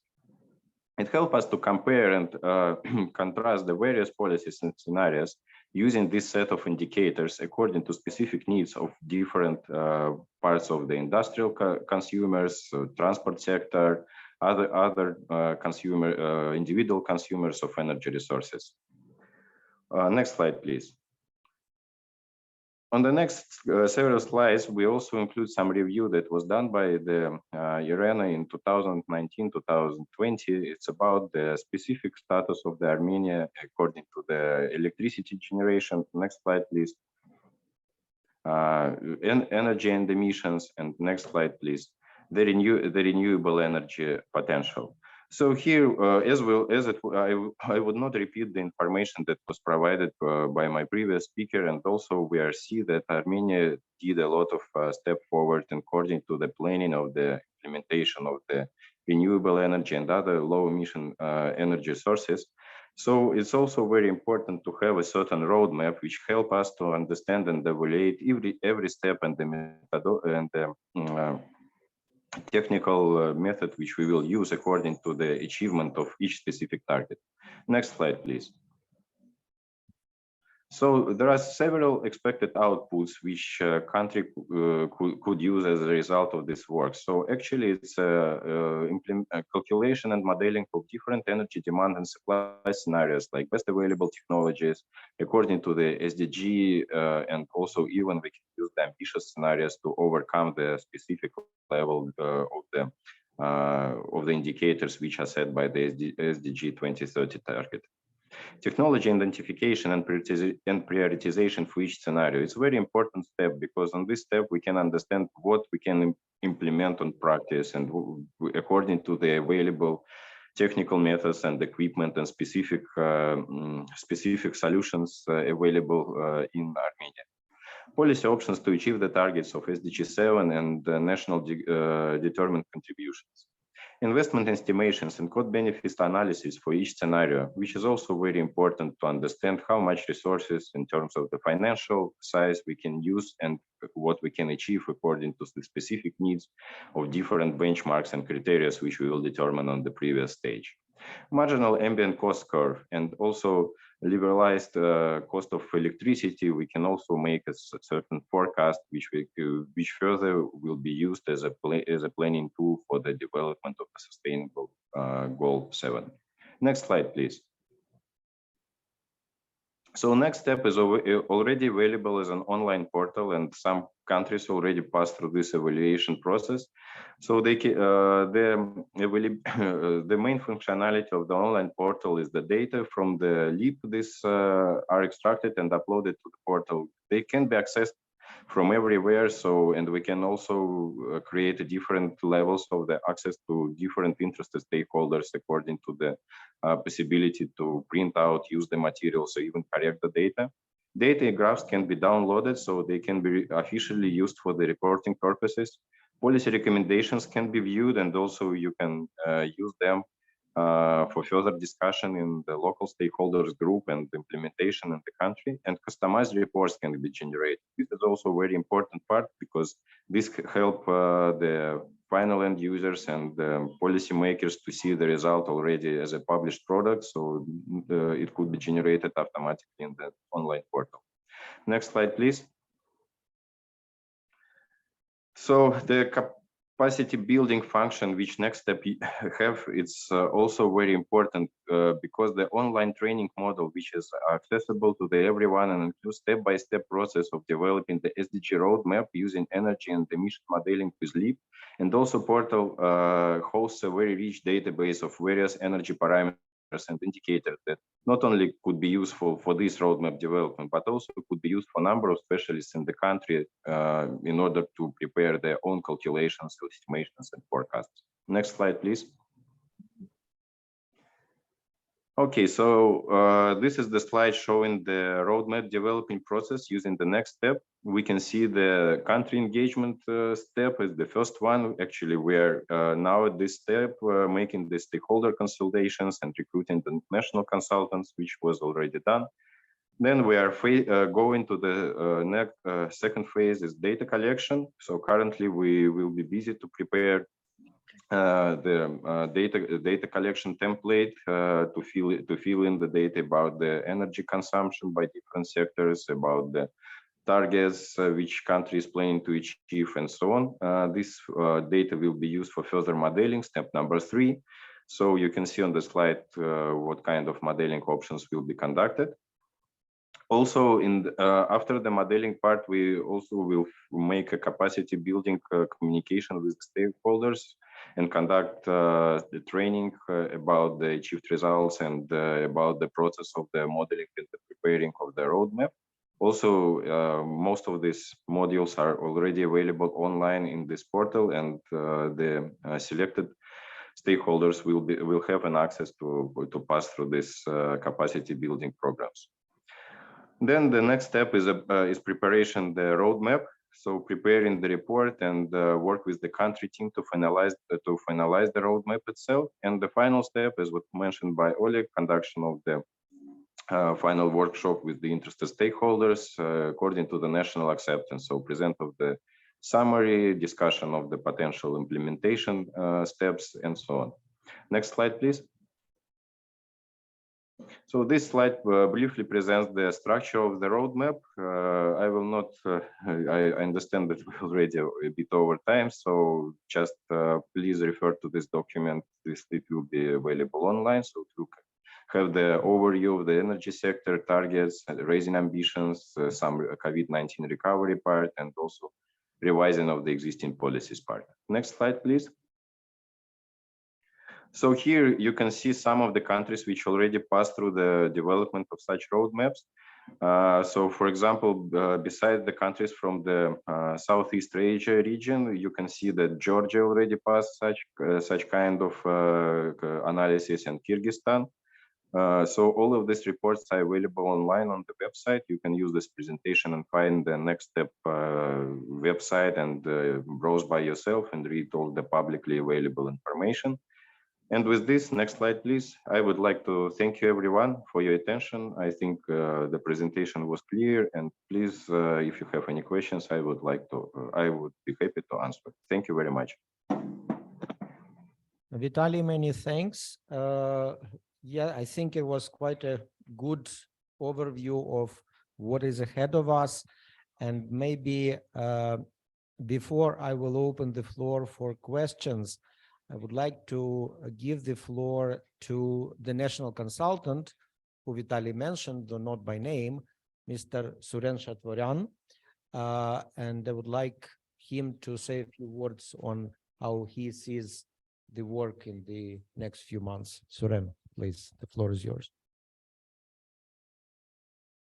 Շնորհակալություն, Օլեգ։ Ես ընդհանրապես կուզեմ հրավիրեմ բոլորին համագործակցել այս մոդելը համատեղ կառուցելու համար, որտեղ երևի հետո նորից կներկայացվի ինչ մեծածավալ տվյալներ ա պետք հավաքագրել, որ մոդելը իրականում կարողանա ներկայացնել այն նպատակները, որի համար որ ստեղծված է։ Ընդհանրապես կուզեմ, որ ծանոթանանք, եթե ծանոթ չենք, հետագայում կարծում եմ բոլորի հետ կամ գրեթե բոլորի հետ կունենանք անմիջական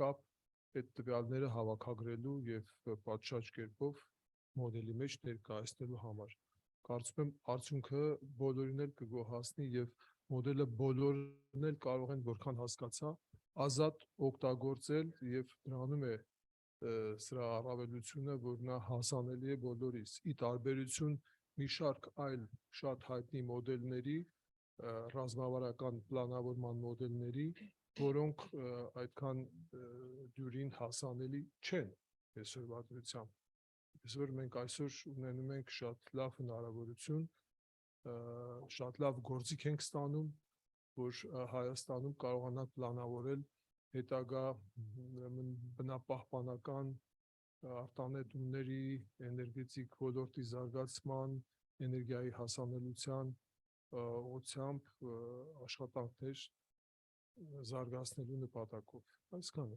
Շնորհակալություն։ Thank you, Suren. I would now like to open the floor for your questions, and please introduce yourself, maybe even say a few words about your organization, and then I'd ask a question or provide a comment. So let's start. If there is anybody who would like to ask a question to see if things are all clear. Yes, please.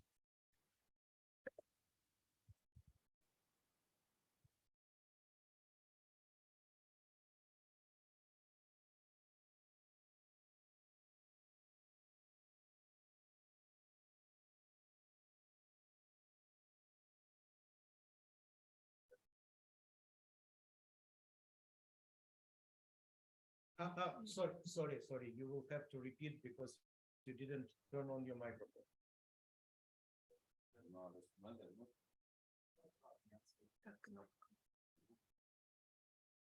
Doesn't work.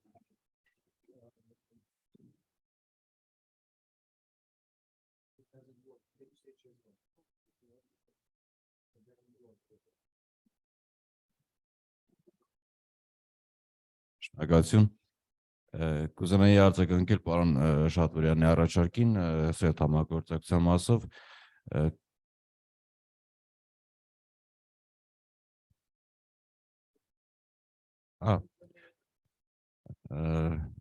ներողություն Արթուր Ղավարյան շրջակա միջավայրի նախարարություն ներկայացնում եմ ռազմավարական քաղաքականության վարչությունը նորից կսամա կուզենայի արձագանքել պարոն Շատուրյանի առաջարկին, քանի որ վերականգնող կանաչ էներգետիկայի հարցերը թե կանաչ տնտեսության մասով թե մասնավորապես կենսավառելիքի օգտագործման հետ կապված հիմա գտնվում են կոնկրետ շրջակա միջավայրի նախարարության ուշադրության կենտրոնում, մշակվում է ռազմավարություն միջոցառումների ծրագիր նախկինում գործընկերների հետ արված բյուջետային ծրագրերի եւ ուսումնասիրությունների հիման վրա միջազգային գործընկերների եւ կարծում եմ այդ գործողությունները այդ ամեն ինչը պետք է բավականին շարունակական լինի, քանի որ Հայաստանը կոնկրետ կանաչ էներգետիկայի մասով, կենսավառելիքի մասով ունի բավականին մեծ ներուժ օգտագործման ենթակա, դրանով լուծում են նաեւ կապված այլ հարցեր, մասնավորապես անտառային հրդեհների կանխարգելման եւ արտանետումների հարցեր կարող են լուծել տիկին նշած ներողություն մոռացա ձեր ազգանունը Հեշչյանի տրանսպորտների մասով եւս մասշտանքներ կատարում են թե եղած ավանդական շարժներով մեքենաների արտանետումների կրճատման մասով, թե մասնավորապես տեղեկ լինեք էլեկտրոմոբիլների գործածության սերտքտարման մասով ուղղակի կուզենայի պատրաստակամությունից հայտնել պարոն Շատուրյանին բոլոր հարցերի մասով արդյունավետ եւ համալիր աշխատելու շնորհակալություն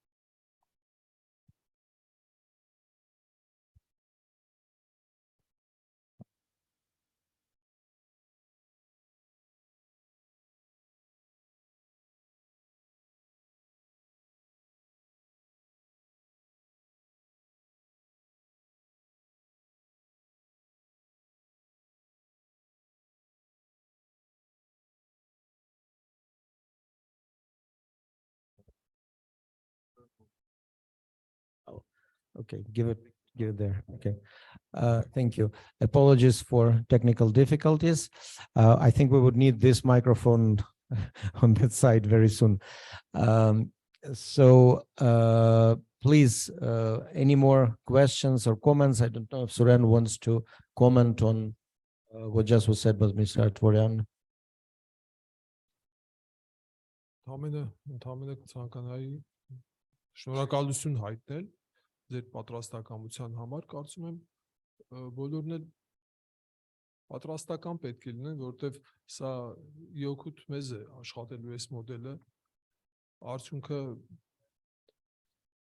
դեռ չգիտեմ, բայց խոստումնալից պետք է որ լինի, աշխատանքը երևի ցույց կտա, մանավանդ որ արդեն Վրաստանում, Կիրգիզստանում ծրագիրը փորձարկվել է եւ կարծում եմ արդյունքների մասին եթե հնարավոր կլինի մեր գոլեգան Վրաստանից կարող էր երկու խոսք ասել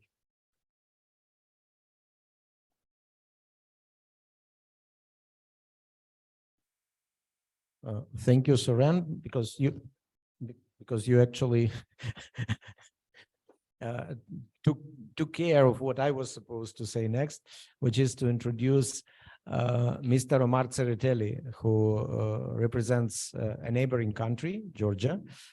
He is a deputy head of the Energy Efficiency and Renewable Energy Policy and Sustainable Development Department at the Ministry of Economy and Sustainable Development of Georgia, which is responsible for energy in Georgia. Georgia is one of the countries for which ESCAP has already helped develop the SDG 7 roadmap.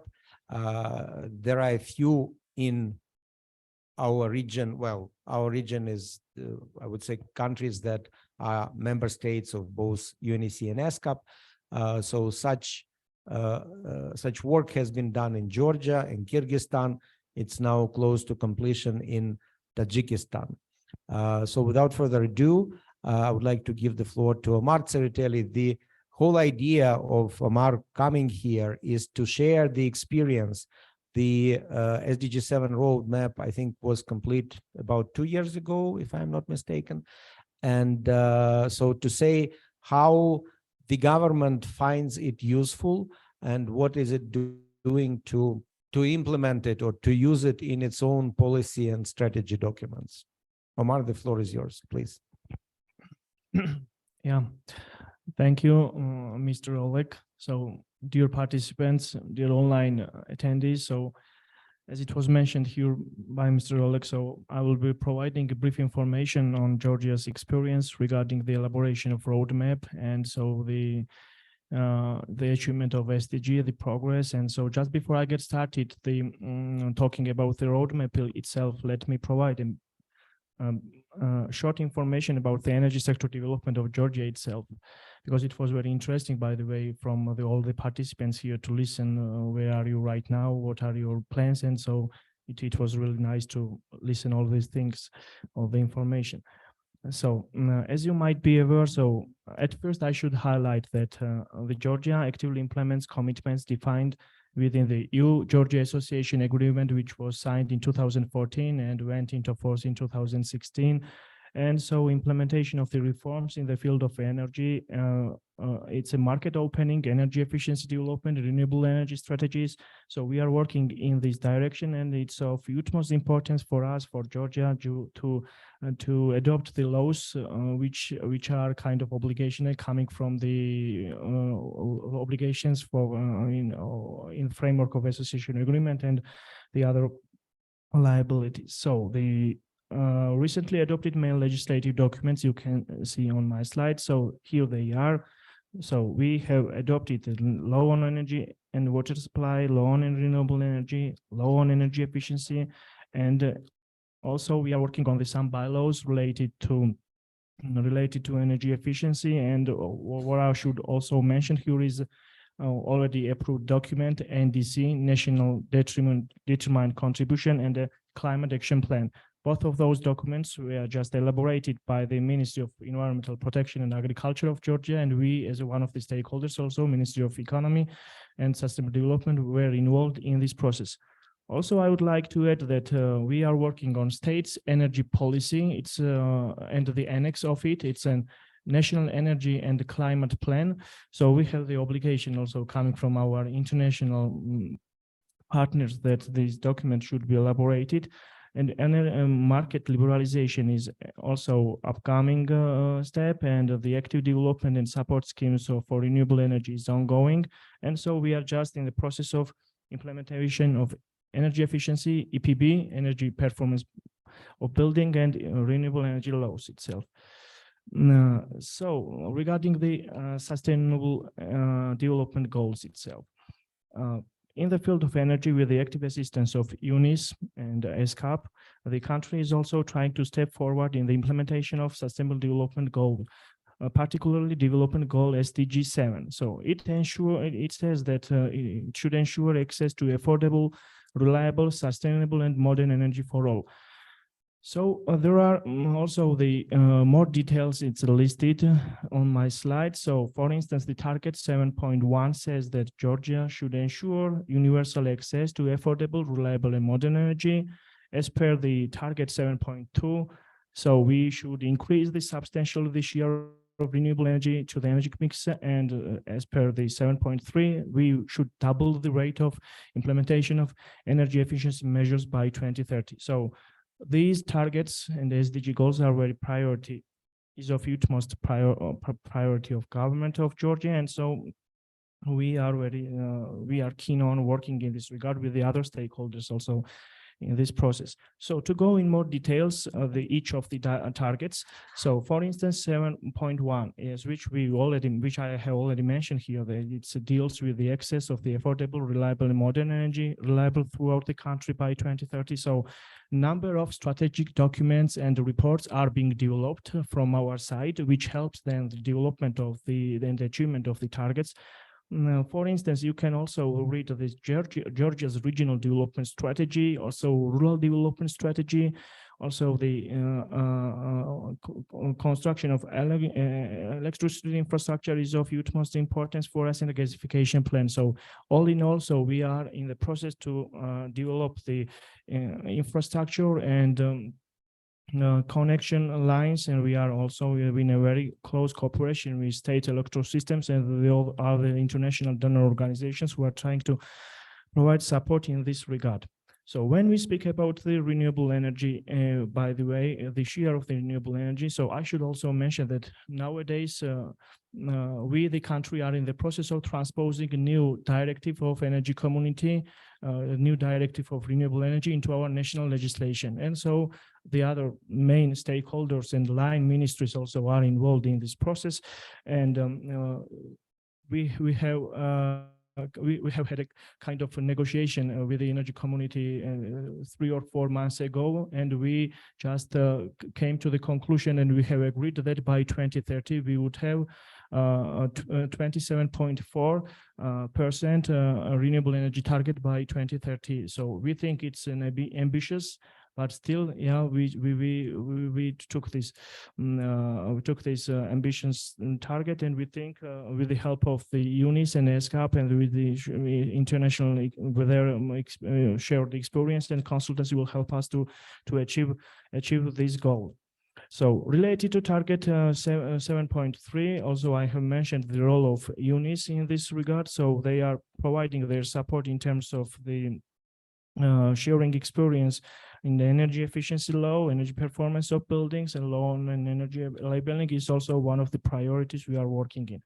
So to make a long story short, and not to just list all the mechanisms and procedures we are involved in, I have to mention that the high-level workshop has been handled in Georgia. It was called 2030 Sustainable Development Goals. It was held in the Ministry of Economy and Sustainable Development on 4th of July 2019. The meeting was attended by UNESCO, deputy ministers, and MOSD, and Ministry of Foreign Affairs, and the other stakeholders. Also, Minister of Environmental Protection was involved in this process. And it was a kind of working meeting, and it was divided into 7 sessions, out of which 3 break sessions. And so we agreed that the SDG targets with the other SDGs interlinkages should be identified, also discussing and identifying national relevant measures to achieve the SDG 7 targets, which we had to work in this regard. And the support of these organizations of the UNIS and the SCAP was very insightful for us. So as a result of this meeting, we proposed the next step platform, which was also mentioned here by the organizers of the meeting. And according to this next step platform, so 3 main directions and components we have proposed for Georgia. It was energy modeling, economic analysis, and scenario analysis. So 3 of those mechanisms just are to estimate the share of different energy resources and to identify the policies that are feasible for implementation in the national context. So after just after going this direction, so then with the active collaboration of these international organizations and with the active support of UNIS, and one of the main contributors in this procedure was ESCAP. By the way, we just elaborated the roadmap, SDG roadmap, which was also mentioned here by our previous presenter. So we were the kind of pioneer in using ESCAP's national expert SDG tool for energy planning. It's the next step, and was among the first countries in the region to develop a Sustainable Development Goal 7 roadmap. So the success of this cooperation effort is testament to our shared ambition for Georgia and the region to deliver the sustainable energy version of SDG 7. So the roadmap proposed by the United Nations Economic and Social Commission for Asia and Pacific, the same ESCAP, in collaboration with the Ministry of Economy and Sustainable Development of Georgia, contains a matrix of technological options. And also I should mention the data component is very significant in this regard, because you should have very accurate data to deal all of these things. And in this regard, so our geostat and data experts, we are just involved in this process to provide the very accurate data to ESCAP.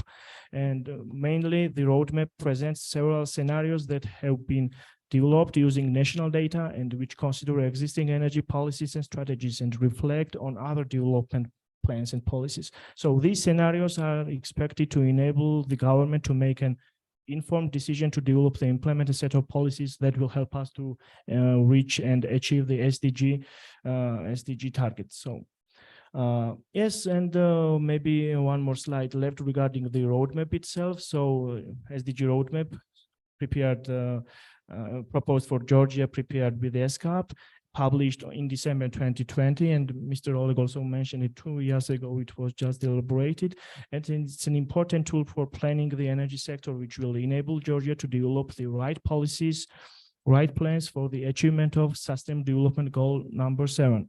So the key objective of the SDG 7 roadmap is to assist us develop the strategies and measures to achieve the SDG 7. And also the link is provided from my side, so which just gives the information on the whole document, on the whole content of the document itself. And as its practical implementation, I want to say the following, that as I have just already mentioned, so we are in the process of developing some strategic documents and states energy policy, and so the recommendations of this roadmap are just listed within these documents. So it really helped us to envisage how to achieve the SDG 7 targets. And so just once again, we express our gratitude towards the support of UNIS and ESCAP in this great work. And actually, it was the only thing I wanted to provide here right now. Just thank you for being good listeners. And so in any question, if having any questions, I'm ready to answer. Thank you. Thank you very much, Mr. Tsereteli. Colleagues, please, do you have questions on what Mr. Tsereteli just presented? Again, this is the experience of a neighboring country on the work that they have done and that you will be engaged in now. Yes. Շատ շնորհակալություն պարոն Ցերետելի ձեր շատ հետաքրքիր ներկայացման համար։ Ես կուզենայի դուք շատ կարճ մի երկու խոսքով նկարագրեիք ինչպես էր ամբողջ process-ը կազմակերպվում, հաղորդակցությունը բոլոր մասնակիցների հետ, որոնք որ ներգրաված էին ձեր աշխատանքների մեջ կապված մոդելների զարգացման հետ։ Շնորհակալություն։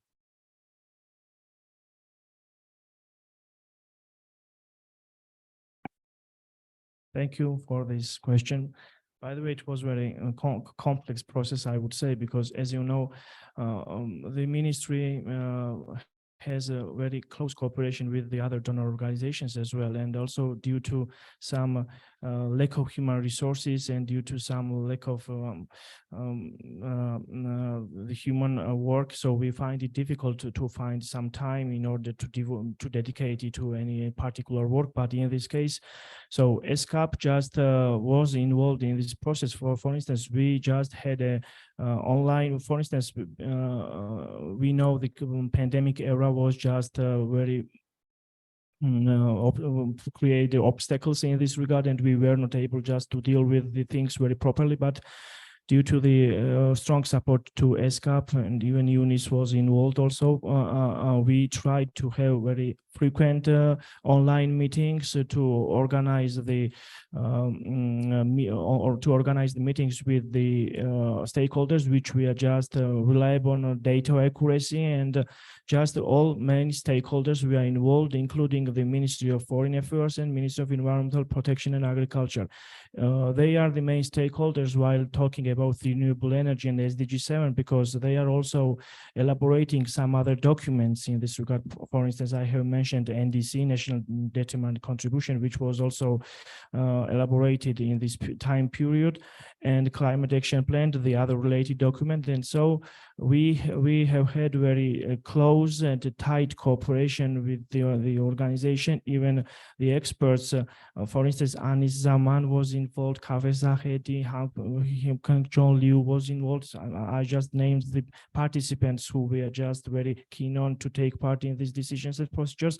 So due to long long-term strategical talks, some conversations, and online and physical meetings. So we were able to create, ESCAP was able to create this document. But from our side, from Georgian side, so we were just responsible for providing accurate data to provide the the definite and precise scenarios and information about the energy sector of Georgia. So where we were, so what were our plans, and all of these things just helped us and the ESCAP also, yes, to elaborate more and create this document, what we call the roadmap. And what's very important, it's not just put on the shelf, but we are trying to use this document in most strategic documents like an NECP, State's Energy Policy, and Integrated Energy and Climate Plan, which is also the obligation for us coming from the European Union and Energy Community Secretariat. So this document is of utmost significance for us in this direction. Yes, I'm not sure if I answered your question, but if yes, I can even add. Yes, please. Ես ընդհանրապես կարող եմ նորից ընդգծել, որ դա ապացուցում է մեծապես կարևորությունը կոմունիկացիայի, հաղորդակցության եւ տվյալների ժամանակին եւ լիարժեք տրամադրությանը այս մոդելի զարգացման համար։ Շնորհակալություն։ Definitely, indeed. Thank you for your question. Thank you. I see a question. Please just introduce yourself and your organization, please. Լուիզա Վարդանյան, էներգետիկայի հայկական գործակալության հիմնադրամ։ Ուզում եմ երկու հարց ուղղել, կախված արդեն ներկայացման հետ։ Առաջին հարցը ուզում եմ հասկանալ ով է տնօրինում, հա, tool-ը, այսինքն ownership-ը ումն է։ Եվ այդ հարցին հետևող հարցը, ասենք 2020 թվականին ներկայացվեց, որ եղել են դոկումենտները պատրաստ են եղել, update-ներ արվում հետագայում թե չէ, ու ինչպես է դա ազդում արդեն սցենարների եւ համապատասխան մշակված ռազմավարությունների վրա։ Եվ երկրորդը հասանելի է արդյոք այդ ամենը, ասեցիք հասանելի է արդյոք այդ ամենը ոչ կառավարական մարմիններին, հա, այսինքն ՀԿ սեկտորին, հիմնադրամներին եւ ասենք մասնավոր սեկտորում գտնվող լրիվ խաղացողներին։ Երրորդ հարցն էլ ուզում եմ ուղղել մեր արդեն հայկական գործընկերներին, պատրաստվում ենք արդյոք մենք կիրառել նույն նմանապես մոտեցում, թե կլինի ինչ որ հաշվի կառնվի ինչ որ տեղական սպეციფიկ առանձնահատկությունները։ Շնորհակալություն։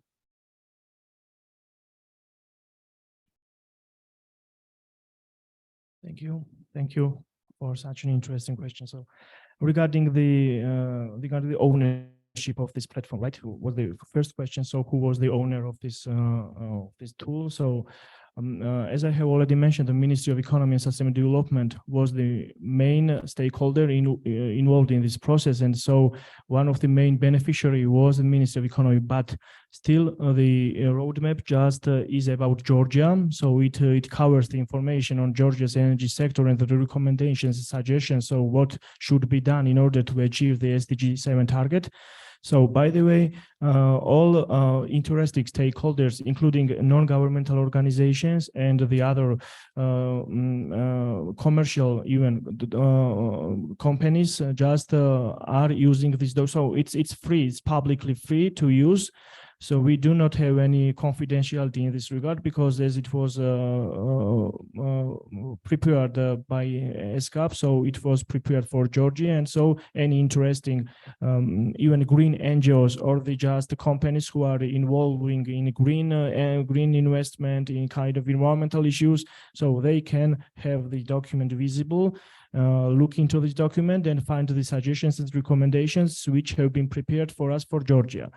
But the main beneficiary and stakeholder and part who just who organized the gatherings of the other stakeholders, who just arranged the public hearings, what to do, what statistics and what data should be involved in. So all these matters were just arranged by the Ministry of Economy, and we are the main beneficiary of this tool. But still, it's publicly available for any stakeholders who are interested to see what steps have been measured and what measures have been just set in order to achieve the SDG 7 Georgia tool. Yes, maybe there was another question about the update. Yes. So as it was mentioned here from me, and Mr. Oleg also mentioned, so the document the roadmap was prepared in 2020. But still, it is valid, and it is it does not contain any such information which really needs to be updated, because you know that information does not contain the information, for instance, like how many thermal power plants should be erected in a country, or what construction should be. So it just provides general information, and there are measures just what the country should do in order to achieve these goals. By the way, in response to your question, we have the other document, the NECP, which just is being updated daily. And so we think once we just finalize the document, we then might have some consultations with ESCAP or some other institutions to put this information into this document. But as of now, the energy balance, for instance, which was included within this document, is still valid, because mainly we are relying on the energy balance of 2019, because it's more or less, how to say, valid, because then the COVID started, and so we can't rely on the COVID period statistics, and that's the main problem for us. And even this new document, which I have just mentioned, the climate action plan, not just the state's energy policy, yes, in this document, we are considering the energy balance of 2019 as it was just considered within the roadmap. Yeah. Yes. Thank you. Maybe just to add, if I understood the question correctly, it was also regarding who owns the Next Step tool. The Next Step tool has been developed by ESCAP. So I understand they are the owners, but also my understanding is that they allow countries to use it. Maybe I could ask Vitaly to comment on this. Vitaly has been involved in the work of ESCAP with this tool before, so maybe he could say a few words on this. Dear colleagues, can you hear me? Yes. Yes. Yeah. Okay. Yeah, sure. This work was done on the different levels in the countries, and we also involved number of the consultations with different level of stakeholders, starting from the level of the data collection to the level of the implementation, the forecast of the results analysis.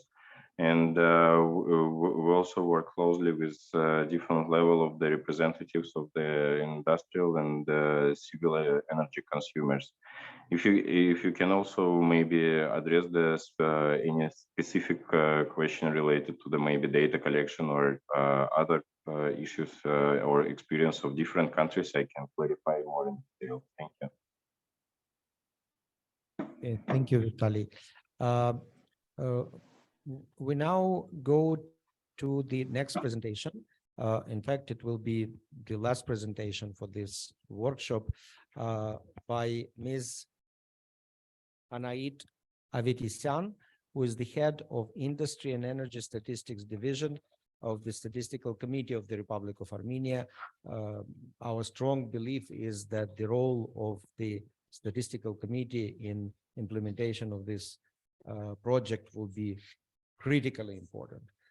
So I mean, the title of the presentation that I have in the agenda is Inventory and Preparation of SDG Indicators. Unfortunately, I cannot read what it says on the screen. Please, Ms. Avetisyan, the floor is yours. Շնորհակալություն, ողջունում եմ բոլոր մասնակիցներին, կարծում եմ արդեն ներկայանալու կարիք չկա, որտեղ ինձ շատ լավ ներկայացրեցին։ Շնորհակալ եմ նաև վիճակագրական կոմիտեի դերը գնահատելու համար։ Այսօր ներկայացնելու ենք կայուն զարգացման ծրագիրը ԿԶՆ ցուցանիշների մասով շնորհանդես, քանի որ ինչպես գիտենք ԿԶՆ ցուցանիշները խիստ կապված են իրար հետ, կանդրադառնանք ընդհանուր մի փոքր նաև մասնավորապես ԿԶՆ 7-ին։ Ինչպես գիտենք, կայուն զարգացման նպատակները 17 փոխկապակցված նպատակների ամբողջություն են, մշակված ՄԱԿ-ի գլխավոր ասամբլեայի կողմից որպես բոլորի համար ավելի լավ եւ կայուն ապագայի հասնելու ծրագիր։ Վերջինս համընդհանուր կոչ է վերջ դնելու աղքատությունը, պաշտպանելու մոլորակը եւ բարելավելու բոլորի կյանքն ու հեռանկարները ամենուր։ Ընդունվել են ՄԱԿ-ի բոլոր անդամ պետությունների կողմից 2015 թվականին, որպես 2030 օրակարգ կայուն զարգացման համար, որը նախանշում է նպատակներին հասնելու 15-ամյա ծրագիրը։ Գլոբալ մակարդակում կայուն զարգացման նպատակները եւ դրանց 169 թիրախները մշտադիտարկվում են 248 գլոբալ ցուցանիշների միջոցով։ Այս ցուցանիշների գլոբալ համակարգը մշակվել է փորձագետների միջկերատեսչական խմբի կողմից եւ համաձայնվեցվել է ՄԱԿ-ի միջակագրական հանձնաժողովի կողմից։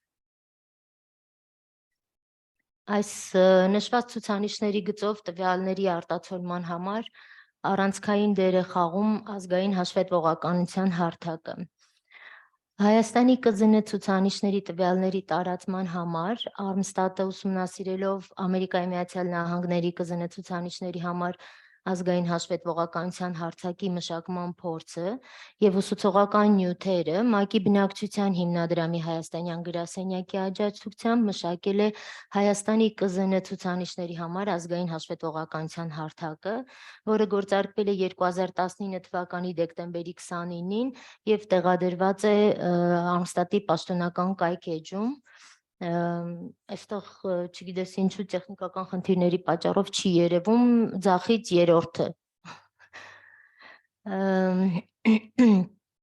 Նշեմ, որ ՄԱԿ-ի Եվրոպայի տնտեսական հանձնաժողովի օժանդակությամբ եւ ՄԱԿ-ի բնակչության հիմնադրամի եւ միգրացիայի միջազգային կազմակերպության հայաստանյան գրասենյակների ֆինանսական աջակցությամբ 2019 թվականի հունվարի 21-ից 25-ը Արմստատ այցելած բաց տվյալների ձեռնարկության համար կենտրոնի տվյալների գիտնականի օժանդակությամբ իրականացվել է ԿԶՆ-ի համար այս հարթակի կատարելագործում։ Արդյունքում 2019 թվականի սեպտեմբերի 17-ին Արմստատը մեկնարկել է նոր ազգային հաշվետվողականության հարթակ եւ դրա գործարկումը եւ ներկայումս դա ունի այ հետեւյալ տեսքը։ Երբ որ դուք կլիկ անեք նշված վայրում, կգան արդեն ամբողջ ԿԶՆ ցուցանիշները։ Նոր ազգային հաշվետվողականության հարթակը կառուցվել է OpenSDG օգտագործմամբ, վերջինս իրենից ներկայացնում է կոդով բաց հարթակ, այս հարթակին անցնելու իմաստը կանում է նրանում, որ այսօր բոլոր առաջավոր երկրները օգտագործում են այս հարթակը, որպեսզի լինենք համադրելի, սա նախատեսված է անվճար վերաօգտագործման համար, ՄԱԿ-ի կայուն զարգացման նպատակների հետ կապված տվյալների եւ վիճակագրության կառավարման եւ հրապարակման համար։ OpenSDG առավել գրավիչ ասպեկտներն էին սպասարկման պարզունակությունը եւ վերահսկողության բարձր մակարդակը։ Ներկայումս հարթակը համադրելի է, յուրաժամանակ, թափանցիկ եւ հրապարակայինորեն մատչելի եւ սպառողի համար առավել հարմարավետ։ Մասնավորապես բարելավել է կայքի գործունակությունը,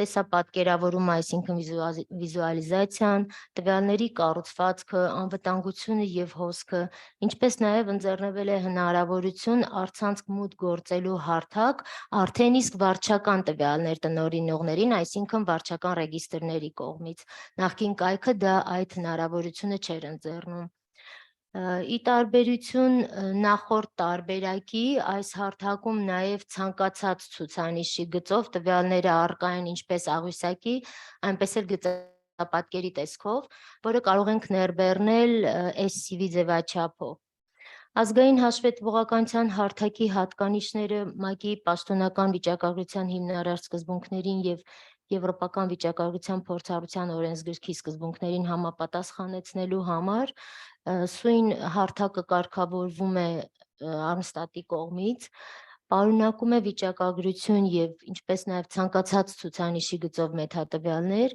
եւ նույնիսկ ընձեռում է հետադարձ կապի հնարավորություն ցանկացած բարողի համար։ Հարթակը ունի տվյալների դեզագրեգացման հնարավորություն ըստ սեռի, տարիքային խմբի, աշխարհագրական դիրքի, այսինքն քաղաքային, գյուղական բնակչություն, զբաղվածության կարգավիճակ, հաշմանդամություն ունեցող անձանց կրթության տեսակների եւ այլ կատեգորիաների։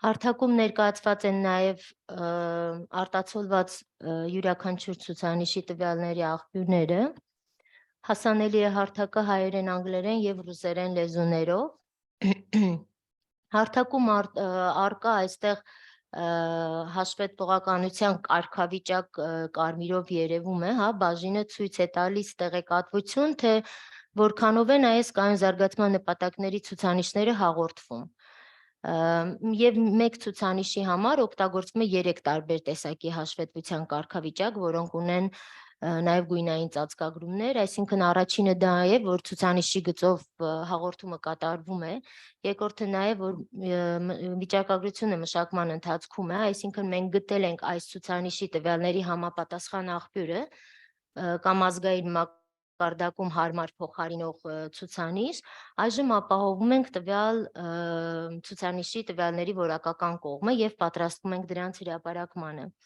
Եվ երրորդը դա ամենավատ կողմը տվյալների աղբյուրների հետազոտությունն է, այսինքն դեռևս ցուցանիշի համար փնտրում ենք տվյալների համապատասխան աղբյուր։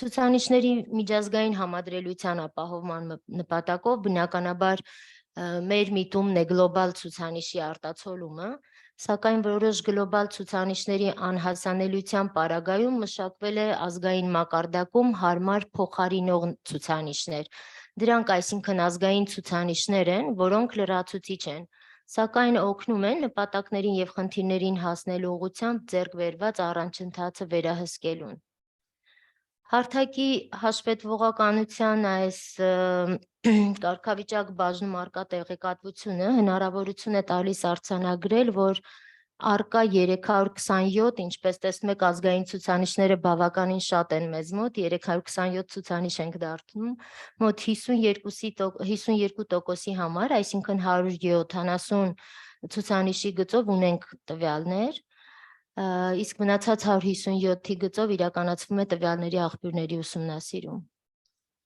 Քանի որ այս հանդիպման նպատակը մաքուր եւ մատչելի էներգիա 7-րդն է, որի նպատակը, ինչպես գիտենք, ապահովել բոլորի համար մատչելի, հուսալի, կայուն եւ ժամանակակից էներգիայի հասանելիություն, ապա նշեմ, որ նպատակի վերահսկման համար սահմանված այդ 8 ցուցանիշներից 6-ի գծով, որը կազմում է 75% ունենք տվյալ, իսկ 2-ի գծով դեռևս ցավոք ոչ։ Հաջորդ երկու սահիկներում մեզ մոտ ներկայացված է նպատակ 7-ի 5 թիրախները եւ գլոբալ 6 ցուցանիշները, սա չներկայացնեմ, որովհետեւ արդեն երկու մասնագետները ներկայացրեցին շատ խորությամբ։ Այստեղ փաստերն են, որոնք որոշը խոստումնալից են, որոշը ոչ նպատակներին հասնելու։ Նշեմ, որ տվյալների բացը վերաբերվում էր այս երկու լրացուցիչ թիրախներին, 7-ի A եւ 7-ի B թիրախների ցուցանիշներին, դրանք մի փոքր բարդ ցուցանիշներ են եւ այսօր ուղղակի երևի կարիք ունենք նաեւ միջազգային կազմակերպությունների աջակցության, քանի որ ինքներս չենք կողմնորոշում, թե որտեղից կարող ենք տվյալների ձեռքբերման աղբյուրը, դրանք են միջազգային ֆինանսական հոսքեր, զարգացող երկրներին, մաքուր էներգիայի վերաբերյալ հետազոտությունների եւ զարգացման աջակցության եւ վերականգնվող էներգիայի արտադրության համար, եւ երկրորդը դա էներգիայի արդյունավետության բնագավառում ներդրումներն են, որպես հնայի տոկոս եւ ֆինանսական փոխհատուցումների մեջ արտաքին ուղիղ ներդրումների քանակը կայուն զարգացման ծառայության ենթակառուցվածքների եւ տեխնոլոգիաների համար։ Այս սահիկում ներկայացված է 7-ի 1 Մինչև 2030 թվականը ապահովել մատչելի եւ հուսալի եւ ժամանակակից էներգիայի ծառայությունների համընդհանուր հուսալիության թիրախ երկրորդի ցուցանիշների գծով տվյալների դինամիկան։ Ինչպես տեսնում ենք,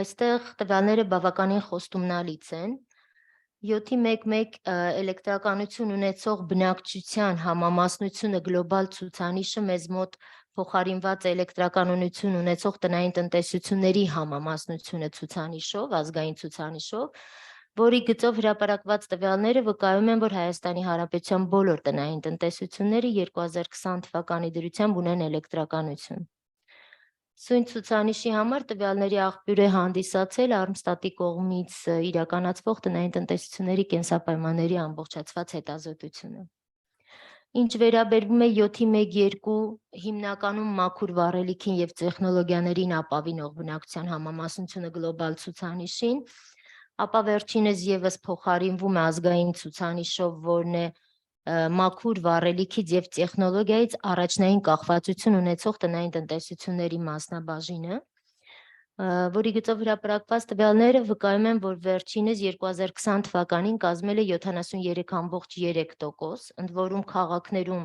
քաղաքային բնակավայրերում 94.8%, իսկ գյուղականում 42.7%, 2015-ին արձանագրված 58.8-ի փոխարեն։ Քաղաքայինում ընդ որում եղել է 82.5, իսկ գյուղականում 15.5։ Ինչպես նկատում ենք, գյուղական բնակավայրերում մաքուր վառելիքի օգտագործումը զգալիորեն բարձրացել է։ Սույն ցուցանիշի համար եւս տվյալների աղբյուր է հանդիսանում տնային տնտեսությունների կենսապայմանների ամբողջացված հետազոտությունը։ Հաջորդ սահիկում կարող ենք տեսնել երկու արդեն իսկ գլոբալ ցուցանիշները։ Սա մինչև 2030 թվականը էապես մեծացնել վերականգնվող էներգիայի համամասնությունը էներգիայի տարբեր տեսակների համադրության մեջ ամբողջ աշխարհում թիրախ 7.2 ցուցանիշն է։ Ասեմ, որ մի փոքր պատկերը խոստումնալից չէ, որտեվ տվյալների համաձայն 2020 թվականին վերականգնվող էներգիայի համամասնությունը էներգիայի ընդհանուր վերջնական սպառման մեջ կազմել է ընդամենը 8.4%, 2015 թվականին արձանագրված 10.8%-ի փոխարեն։ Իհարկե տիկին Քեշիշյանը շատ լավ ներկայացվեց այսօրվա արվող շատ խոստումնալից քայլերը դեպի վառ ապագա, բայց նպատակին հասնելու, բայց այստեղ նշեմ, որ չնայած արևային էներգիան գրեթե 2 անգամ ավելացել է 2020 թվականի տվյալներով, բայց պատճառը ուղղակի խոշոր հեկերի էներգիայի 1/3-ով նվազումներ։ Խնդիրը դա է նվազման։ Սույն ցուցանիշի համար տվյալների աղբյուր է հանդիսացել տարածքային կառավարման եւ ենթակառուցվածքների նախարարության կողմից կազմված Հայաստանի Հանրապետության էներգետիկ հաշվեկշռի տվյալները։ Ինչ վերաբերվում է հաջորդ մինչև 2030 թվականը կրկնապատկել էներգոարդյունավետության բարելավման գլոբալ մակարդակը 7.3 թիրախի ցուցանիշին, ապա ինչպես վկայում են տվյալները, էներգաինտենսիվությունը չափված առաջնային էներգիայի եւ հնայի նկատմամբ 2020 թվականին կազմել է 0.58 կինոտոննա նավթային համարժեք միլիոն դրամ, 2015-ին արձանագրված 0.65 կիլոտոննա նավթային համարժեք միլիոն դրամի համեմատ։ Սույն ցուցանիշի համար տվյալների աղբյուր է հանդիսանում նորից Հայաստանի տարածքային կառավարման նախարարության եւ ենթակառուցվածքների կողմից կազմված Հայաստանի Հանրապետության էներգետիկ հաշվեկշիռները, ինչպես նաև Ամստատի կողմից հաշվարկված հնա տվյալները։ Իմ կողմից այսքանը, չնայած բացերի նշեմ, որ Արմստատը ստերտորեն համագործակցում է այսօր էլ բոլոր գործադիր մարմինների հետ, հետագա դերերը եւ պարտականությունները որոշելու համար եւ խիստ պատրաստակամ է այս տվյալների տրամադրման հարցում, շատ ողջունել է համագործակցությունը, շնորհակալ եմ։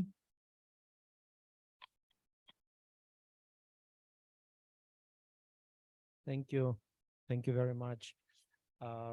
I think again, I would like to re-emphasize how important would be the role of the statistical committee in getting the correct information, correct data that would be needed for the input to the next step tool, and thus for developing the SDG 7 roadmap.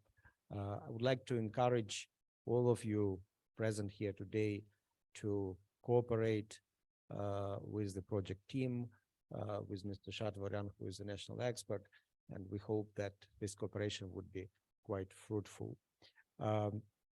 Do we have any more questions? Yes, please. There should be microphone over there. Let's see if this one works. Can you hear me? Yes. Oh, yeah, great. My name is Armen Danielian. I'm a teaching associate in economics at the American University of Armenia, and I'm also a researcher for Armenia's energy independence roadmap at the FAST Foundation, Foundation for Armenian Science and Technology.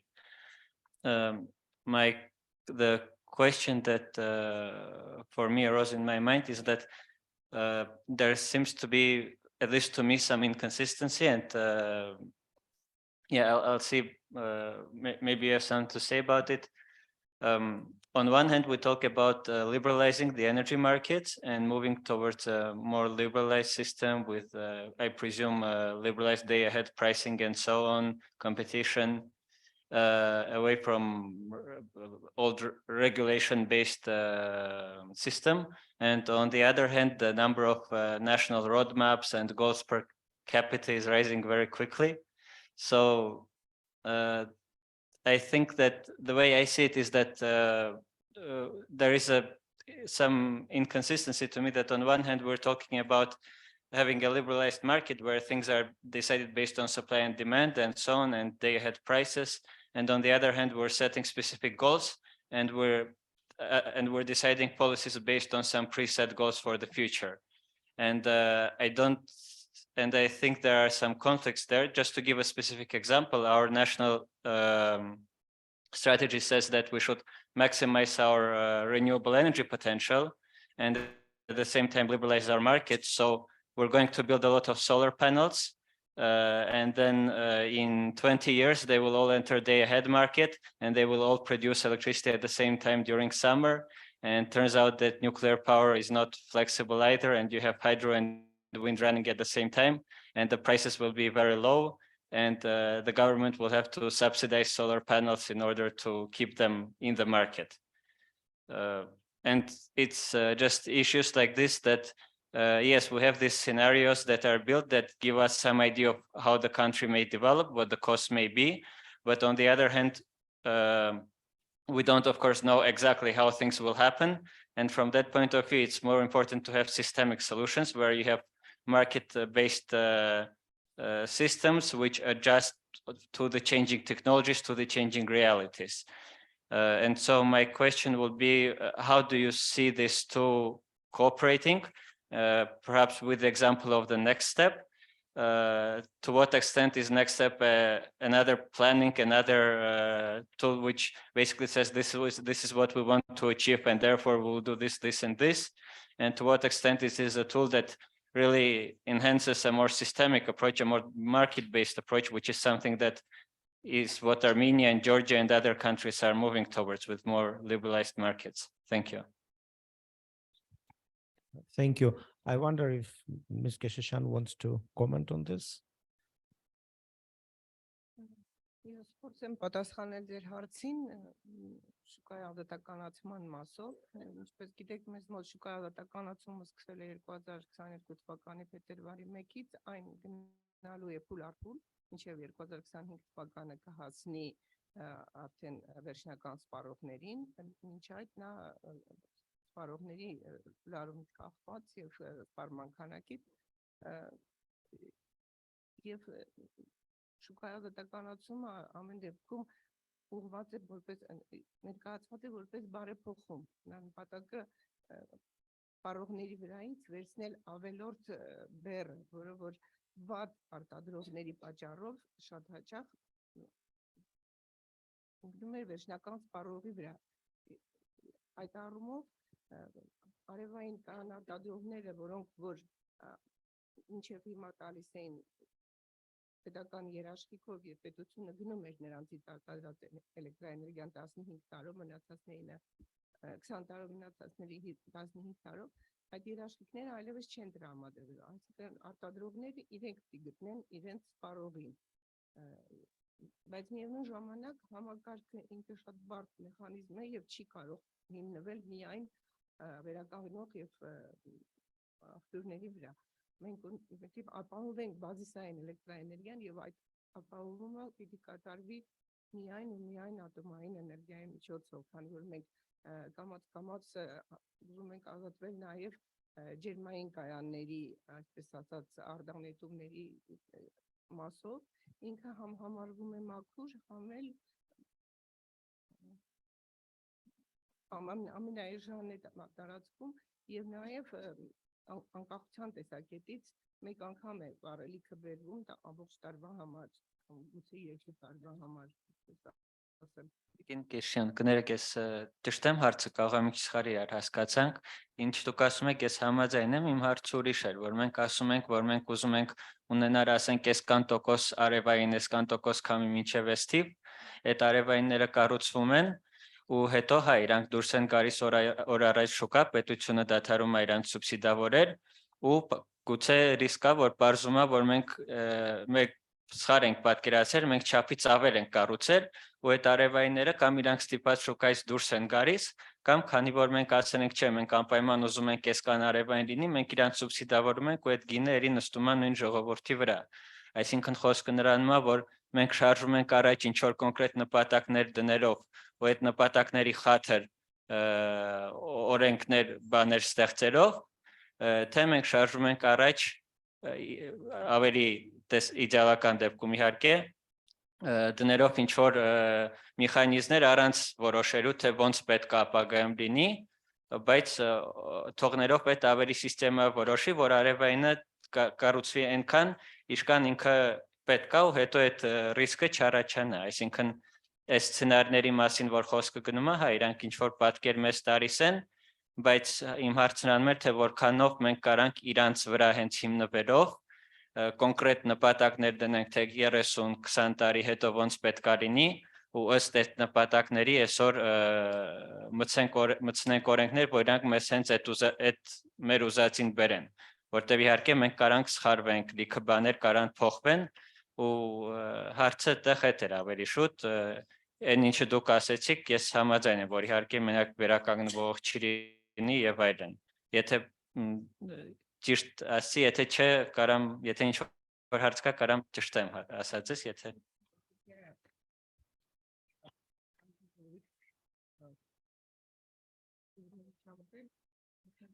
Շնորհակալություն Այրամոմ ջան, հանրային ծառայությունների կարգավորող հանձնաժողով, սակագնային բաժնի պետ։ Անդրադառնալով ձեր հարցին նշեմ, որ վերականգնվող էներգետիկան, հա, ձեր ասած այդ արևային կայանները, փոքր կայանները, ովքեր ունեն գնման երաշխիք, իրանք շուկայում չեն մասնակցելու։ Իրանք շարունակելու են մնալ կարգավորվող, մինչև կլրանա իրանք գնման երաշխիքը։ Այսինքն նրանք համակարգի համար համարվում են էժան էլեկտրական էներգիա արտադրողներ, այս պահին, հա, եւ նրանք չեն կարող հրաժարվել օրենքով տրված իրանց երաշխիքից եւ իրանց հոսանքը վաճառեն շուկային։ Դա այս փուլում, այսինքն 20 տարի առնվազն այդ կայանները մնալու են կարգավորման դաշտում։ Դա մեկ։ Նոր օրենքի կարգավորումներով, այո, կան արևային ընկերություններ, որոնք կհրաժարվեն գնման երաշխիքից, այդպիսին դեռ 3-ն են, ովքեր որ նոր են լիցենզիա ստանում, ոչ թե նրանց մասին է խոսք, ովքեր որ ունեին լիցենզիաներ, այլ նրանք, ովքեր այս պահին կգան, կդիմեն, կասեն, մեզ տվեք արևային կայանի էլեկտրական լիցենզիա, կստանան, բայց իրանք չեն ունենա գնման երաշխիքը եւ սակագին իրանք չեն ունենա, այ իրենք կարող են սեփական կարիքների համար արտադրել էլեկտրական էներգիա, ավելցուկը վաճառել շուկայում։ Բայց նրանք, ովքեր ունեն գնման երաշխիք, նրանք շուկայում չեն մասնակցելու, դա մեկ։ Վերականգնվող էներգիան այս պահին համարվում է մրցակցային համակարգի համար, համեմատության համար նշենք, որ օրինակ Երևանի ջեկի, որը ապահովում է հաշվեկշռման ծառայությունը շուկայի, իր Կին այս պահին 29 դրամ առանց NDS-ի, որը այս պահին էլի վերանայվում է, իսկ վերականգնվող էներգետիկայի այս պահին գործող 10 մեգավատ արևներին դրած մի կողմա, որ առաջինն են ստացել թանկ տեխնոլոգիայի ժամանակ, հունվարի 1-ից արդեն կգործեն նոր սակագներ 21,177 դրամ, այսինքն տարբերությունը տեսնում ենք, որ վերջնական սպառողների համար իրանք մրցակցային են։ Ինչ վերաբերում է ատոմակայան եւ այլ կայաններ, նրանք եւս դուրս չեն գա համակարգից, որպես, այսպես ասենք, ոչ մրցունակ լինելու պատճառով, որովհետեւ շուկայի ազատականացման այս կոնցեպտը մշակվել է այնպես, որ կան բազիսային կայաններ, որոնց էլեկտրական էներգիան ամբողջությամբ չի վաճառվելու շուկայում, խոսքը ատոմակայանի մասին է, խոսքը միջազգային էներգետիկ կորպորացիայի մասին է, այսինքն պետությունը նրանց թույլ է տալու վաճառել իրենց էլեկտրական էներգիա ընդամենը 15% շուկայում։ Մնացածը գնալու է վերջնական սպառողների կարիքները բավարարելու համար, որպես էլի էժան էլեկտրական էներգիա, այսինքն այդ մտավախությունը եւս չկա, որ իրանք կոչվում են կարգավորվող կայաններ, հա, ու իրանք շուկայի կանոնները եթե նայեք, իրանց աշխատանքի կոնցեպտը եւս նկարագրված է, ու այս փետրվարի 1-ից նաեւ իրանք շուկայում գործունեություն կծավալեն։ Եթե ուրիշ հարցեր կան այդ սակագների մասով, չգիտեմ, դուրս մնալու շուկայի, խնդրեմ։ Կան, բայց երևի հետո առանձին կքննարկենք, որ Սիրով։ Yeah, thank you. Yeah, I think we could engage in this discussion quite a long time, and we will have time for that. There are 2.5 years of the project. I personally do not see a contradiction between developing the plan and going for liberalized markets. Part of the plan can be actually going to the liberalized markets, but it is important to know what you would like to achieve with that. I think with this, we are about 20 minutes. Sorry? Oh, there is one more question. Yes, please.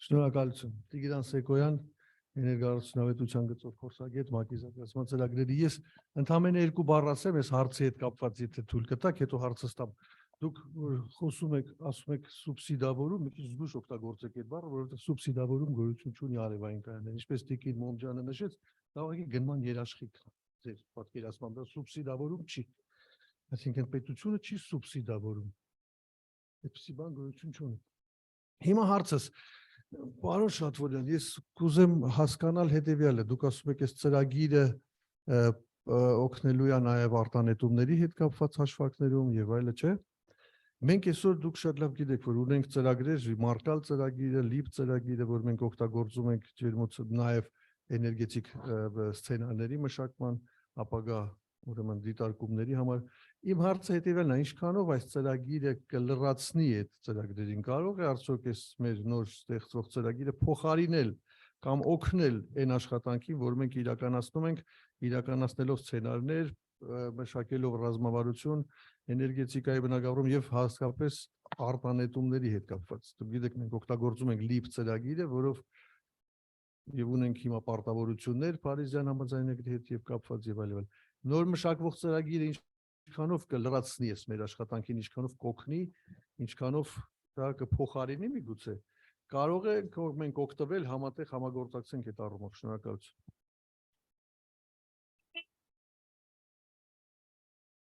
Հարցը ինձ է ուղղված, բայց վախենամ թե հա, բայց հազիվ թե կարողանամ լիարժեք ձեր հարցին պատասխանեմ, որքանով դա կարող է լրացնել կամ օգնել։ Գուցե պարոն Ջուբինսկին կօգնի այդ հարցում։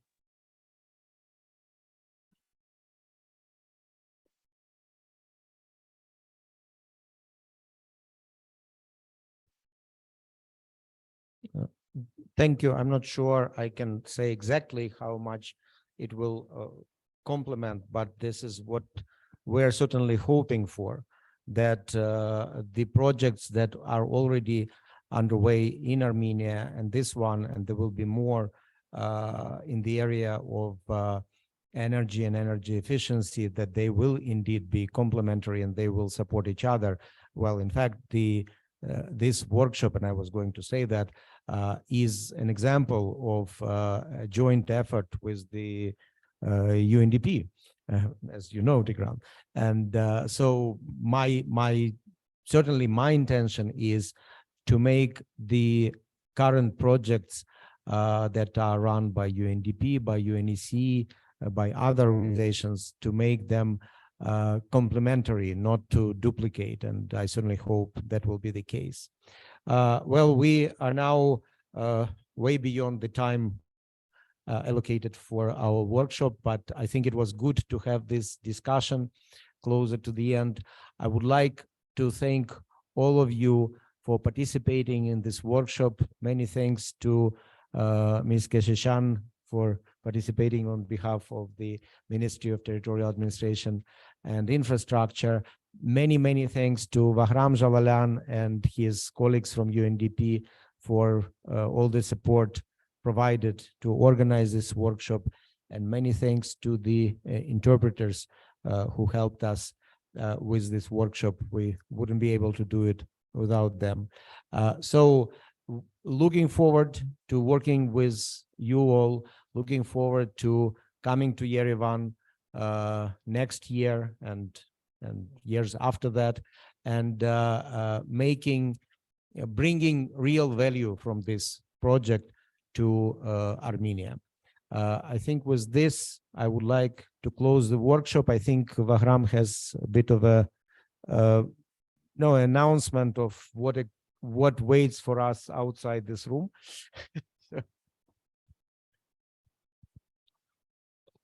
Thanks Oleg. Շնորհակալություն։ Բոլորին հրավիրում ենք եւ թեթև լանչի կամ բրանչի ոնց ուզենք անունը տնենք։ Շնորհակալություն մասնակցության համար։ And I think that would be an opportunity to discuss more and to talk to Suren and to other colleagues in terms of how the project will be implemented in the future. Thank you. And also many thanks to colleagues who joined online. We have national consultants from Kazakhstan and Uzbekistan who joined online, who will have these workshops later, probably early next year. And I think what they have seen today would be very helpful to them to organize their workshops in their countries. So thank you all very much. Thank you to Vitaly, thank you to Omar, thank you to the colleagues from the Statistical Committee, and we look forward to working with you. Thank you very much. Bye.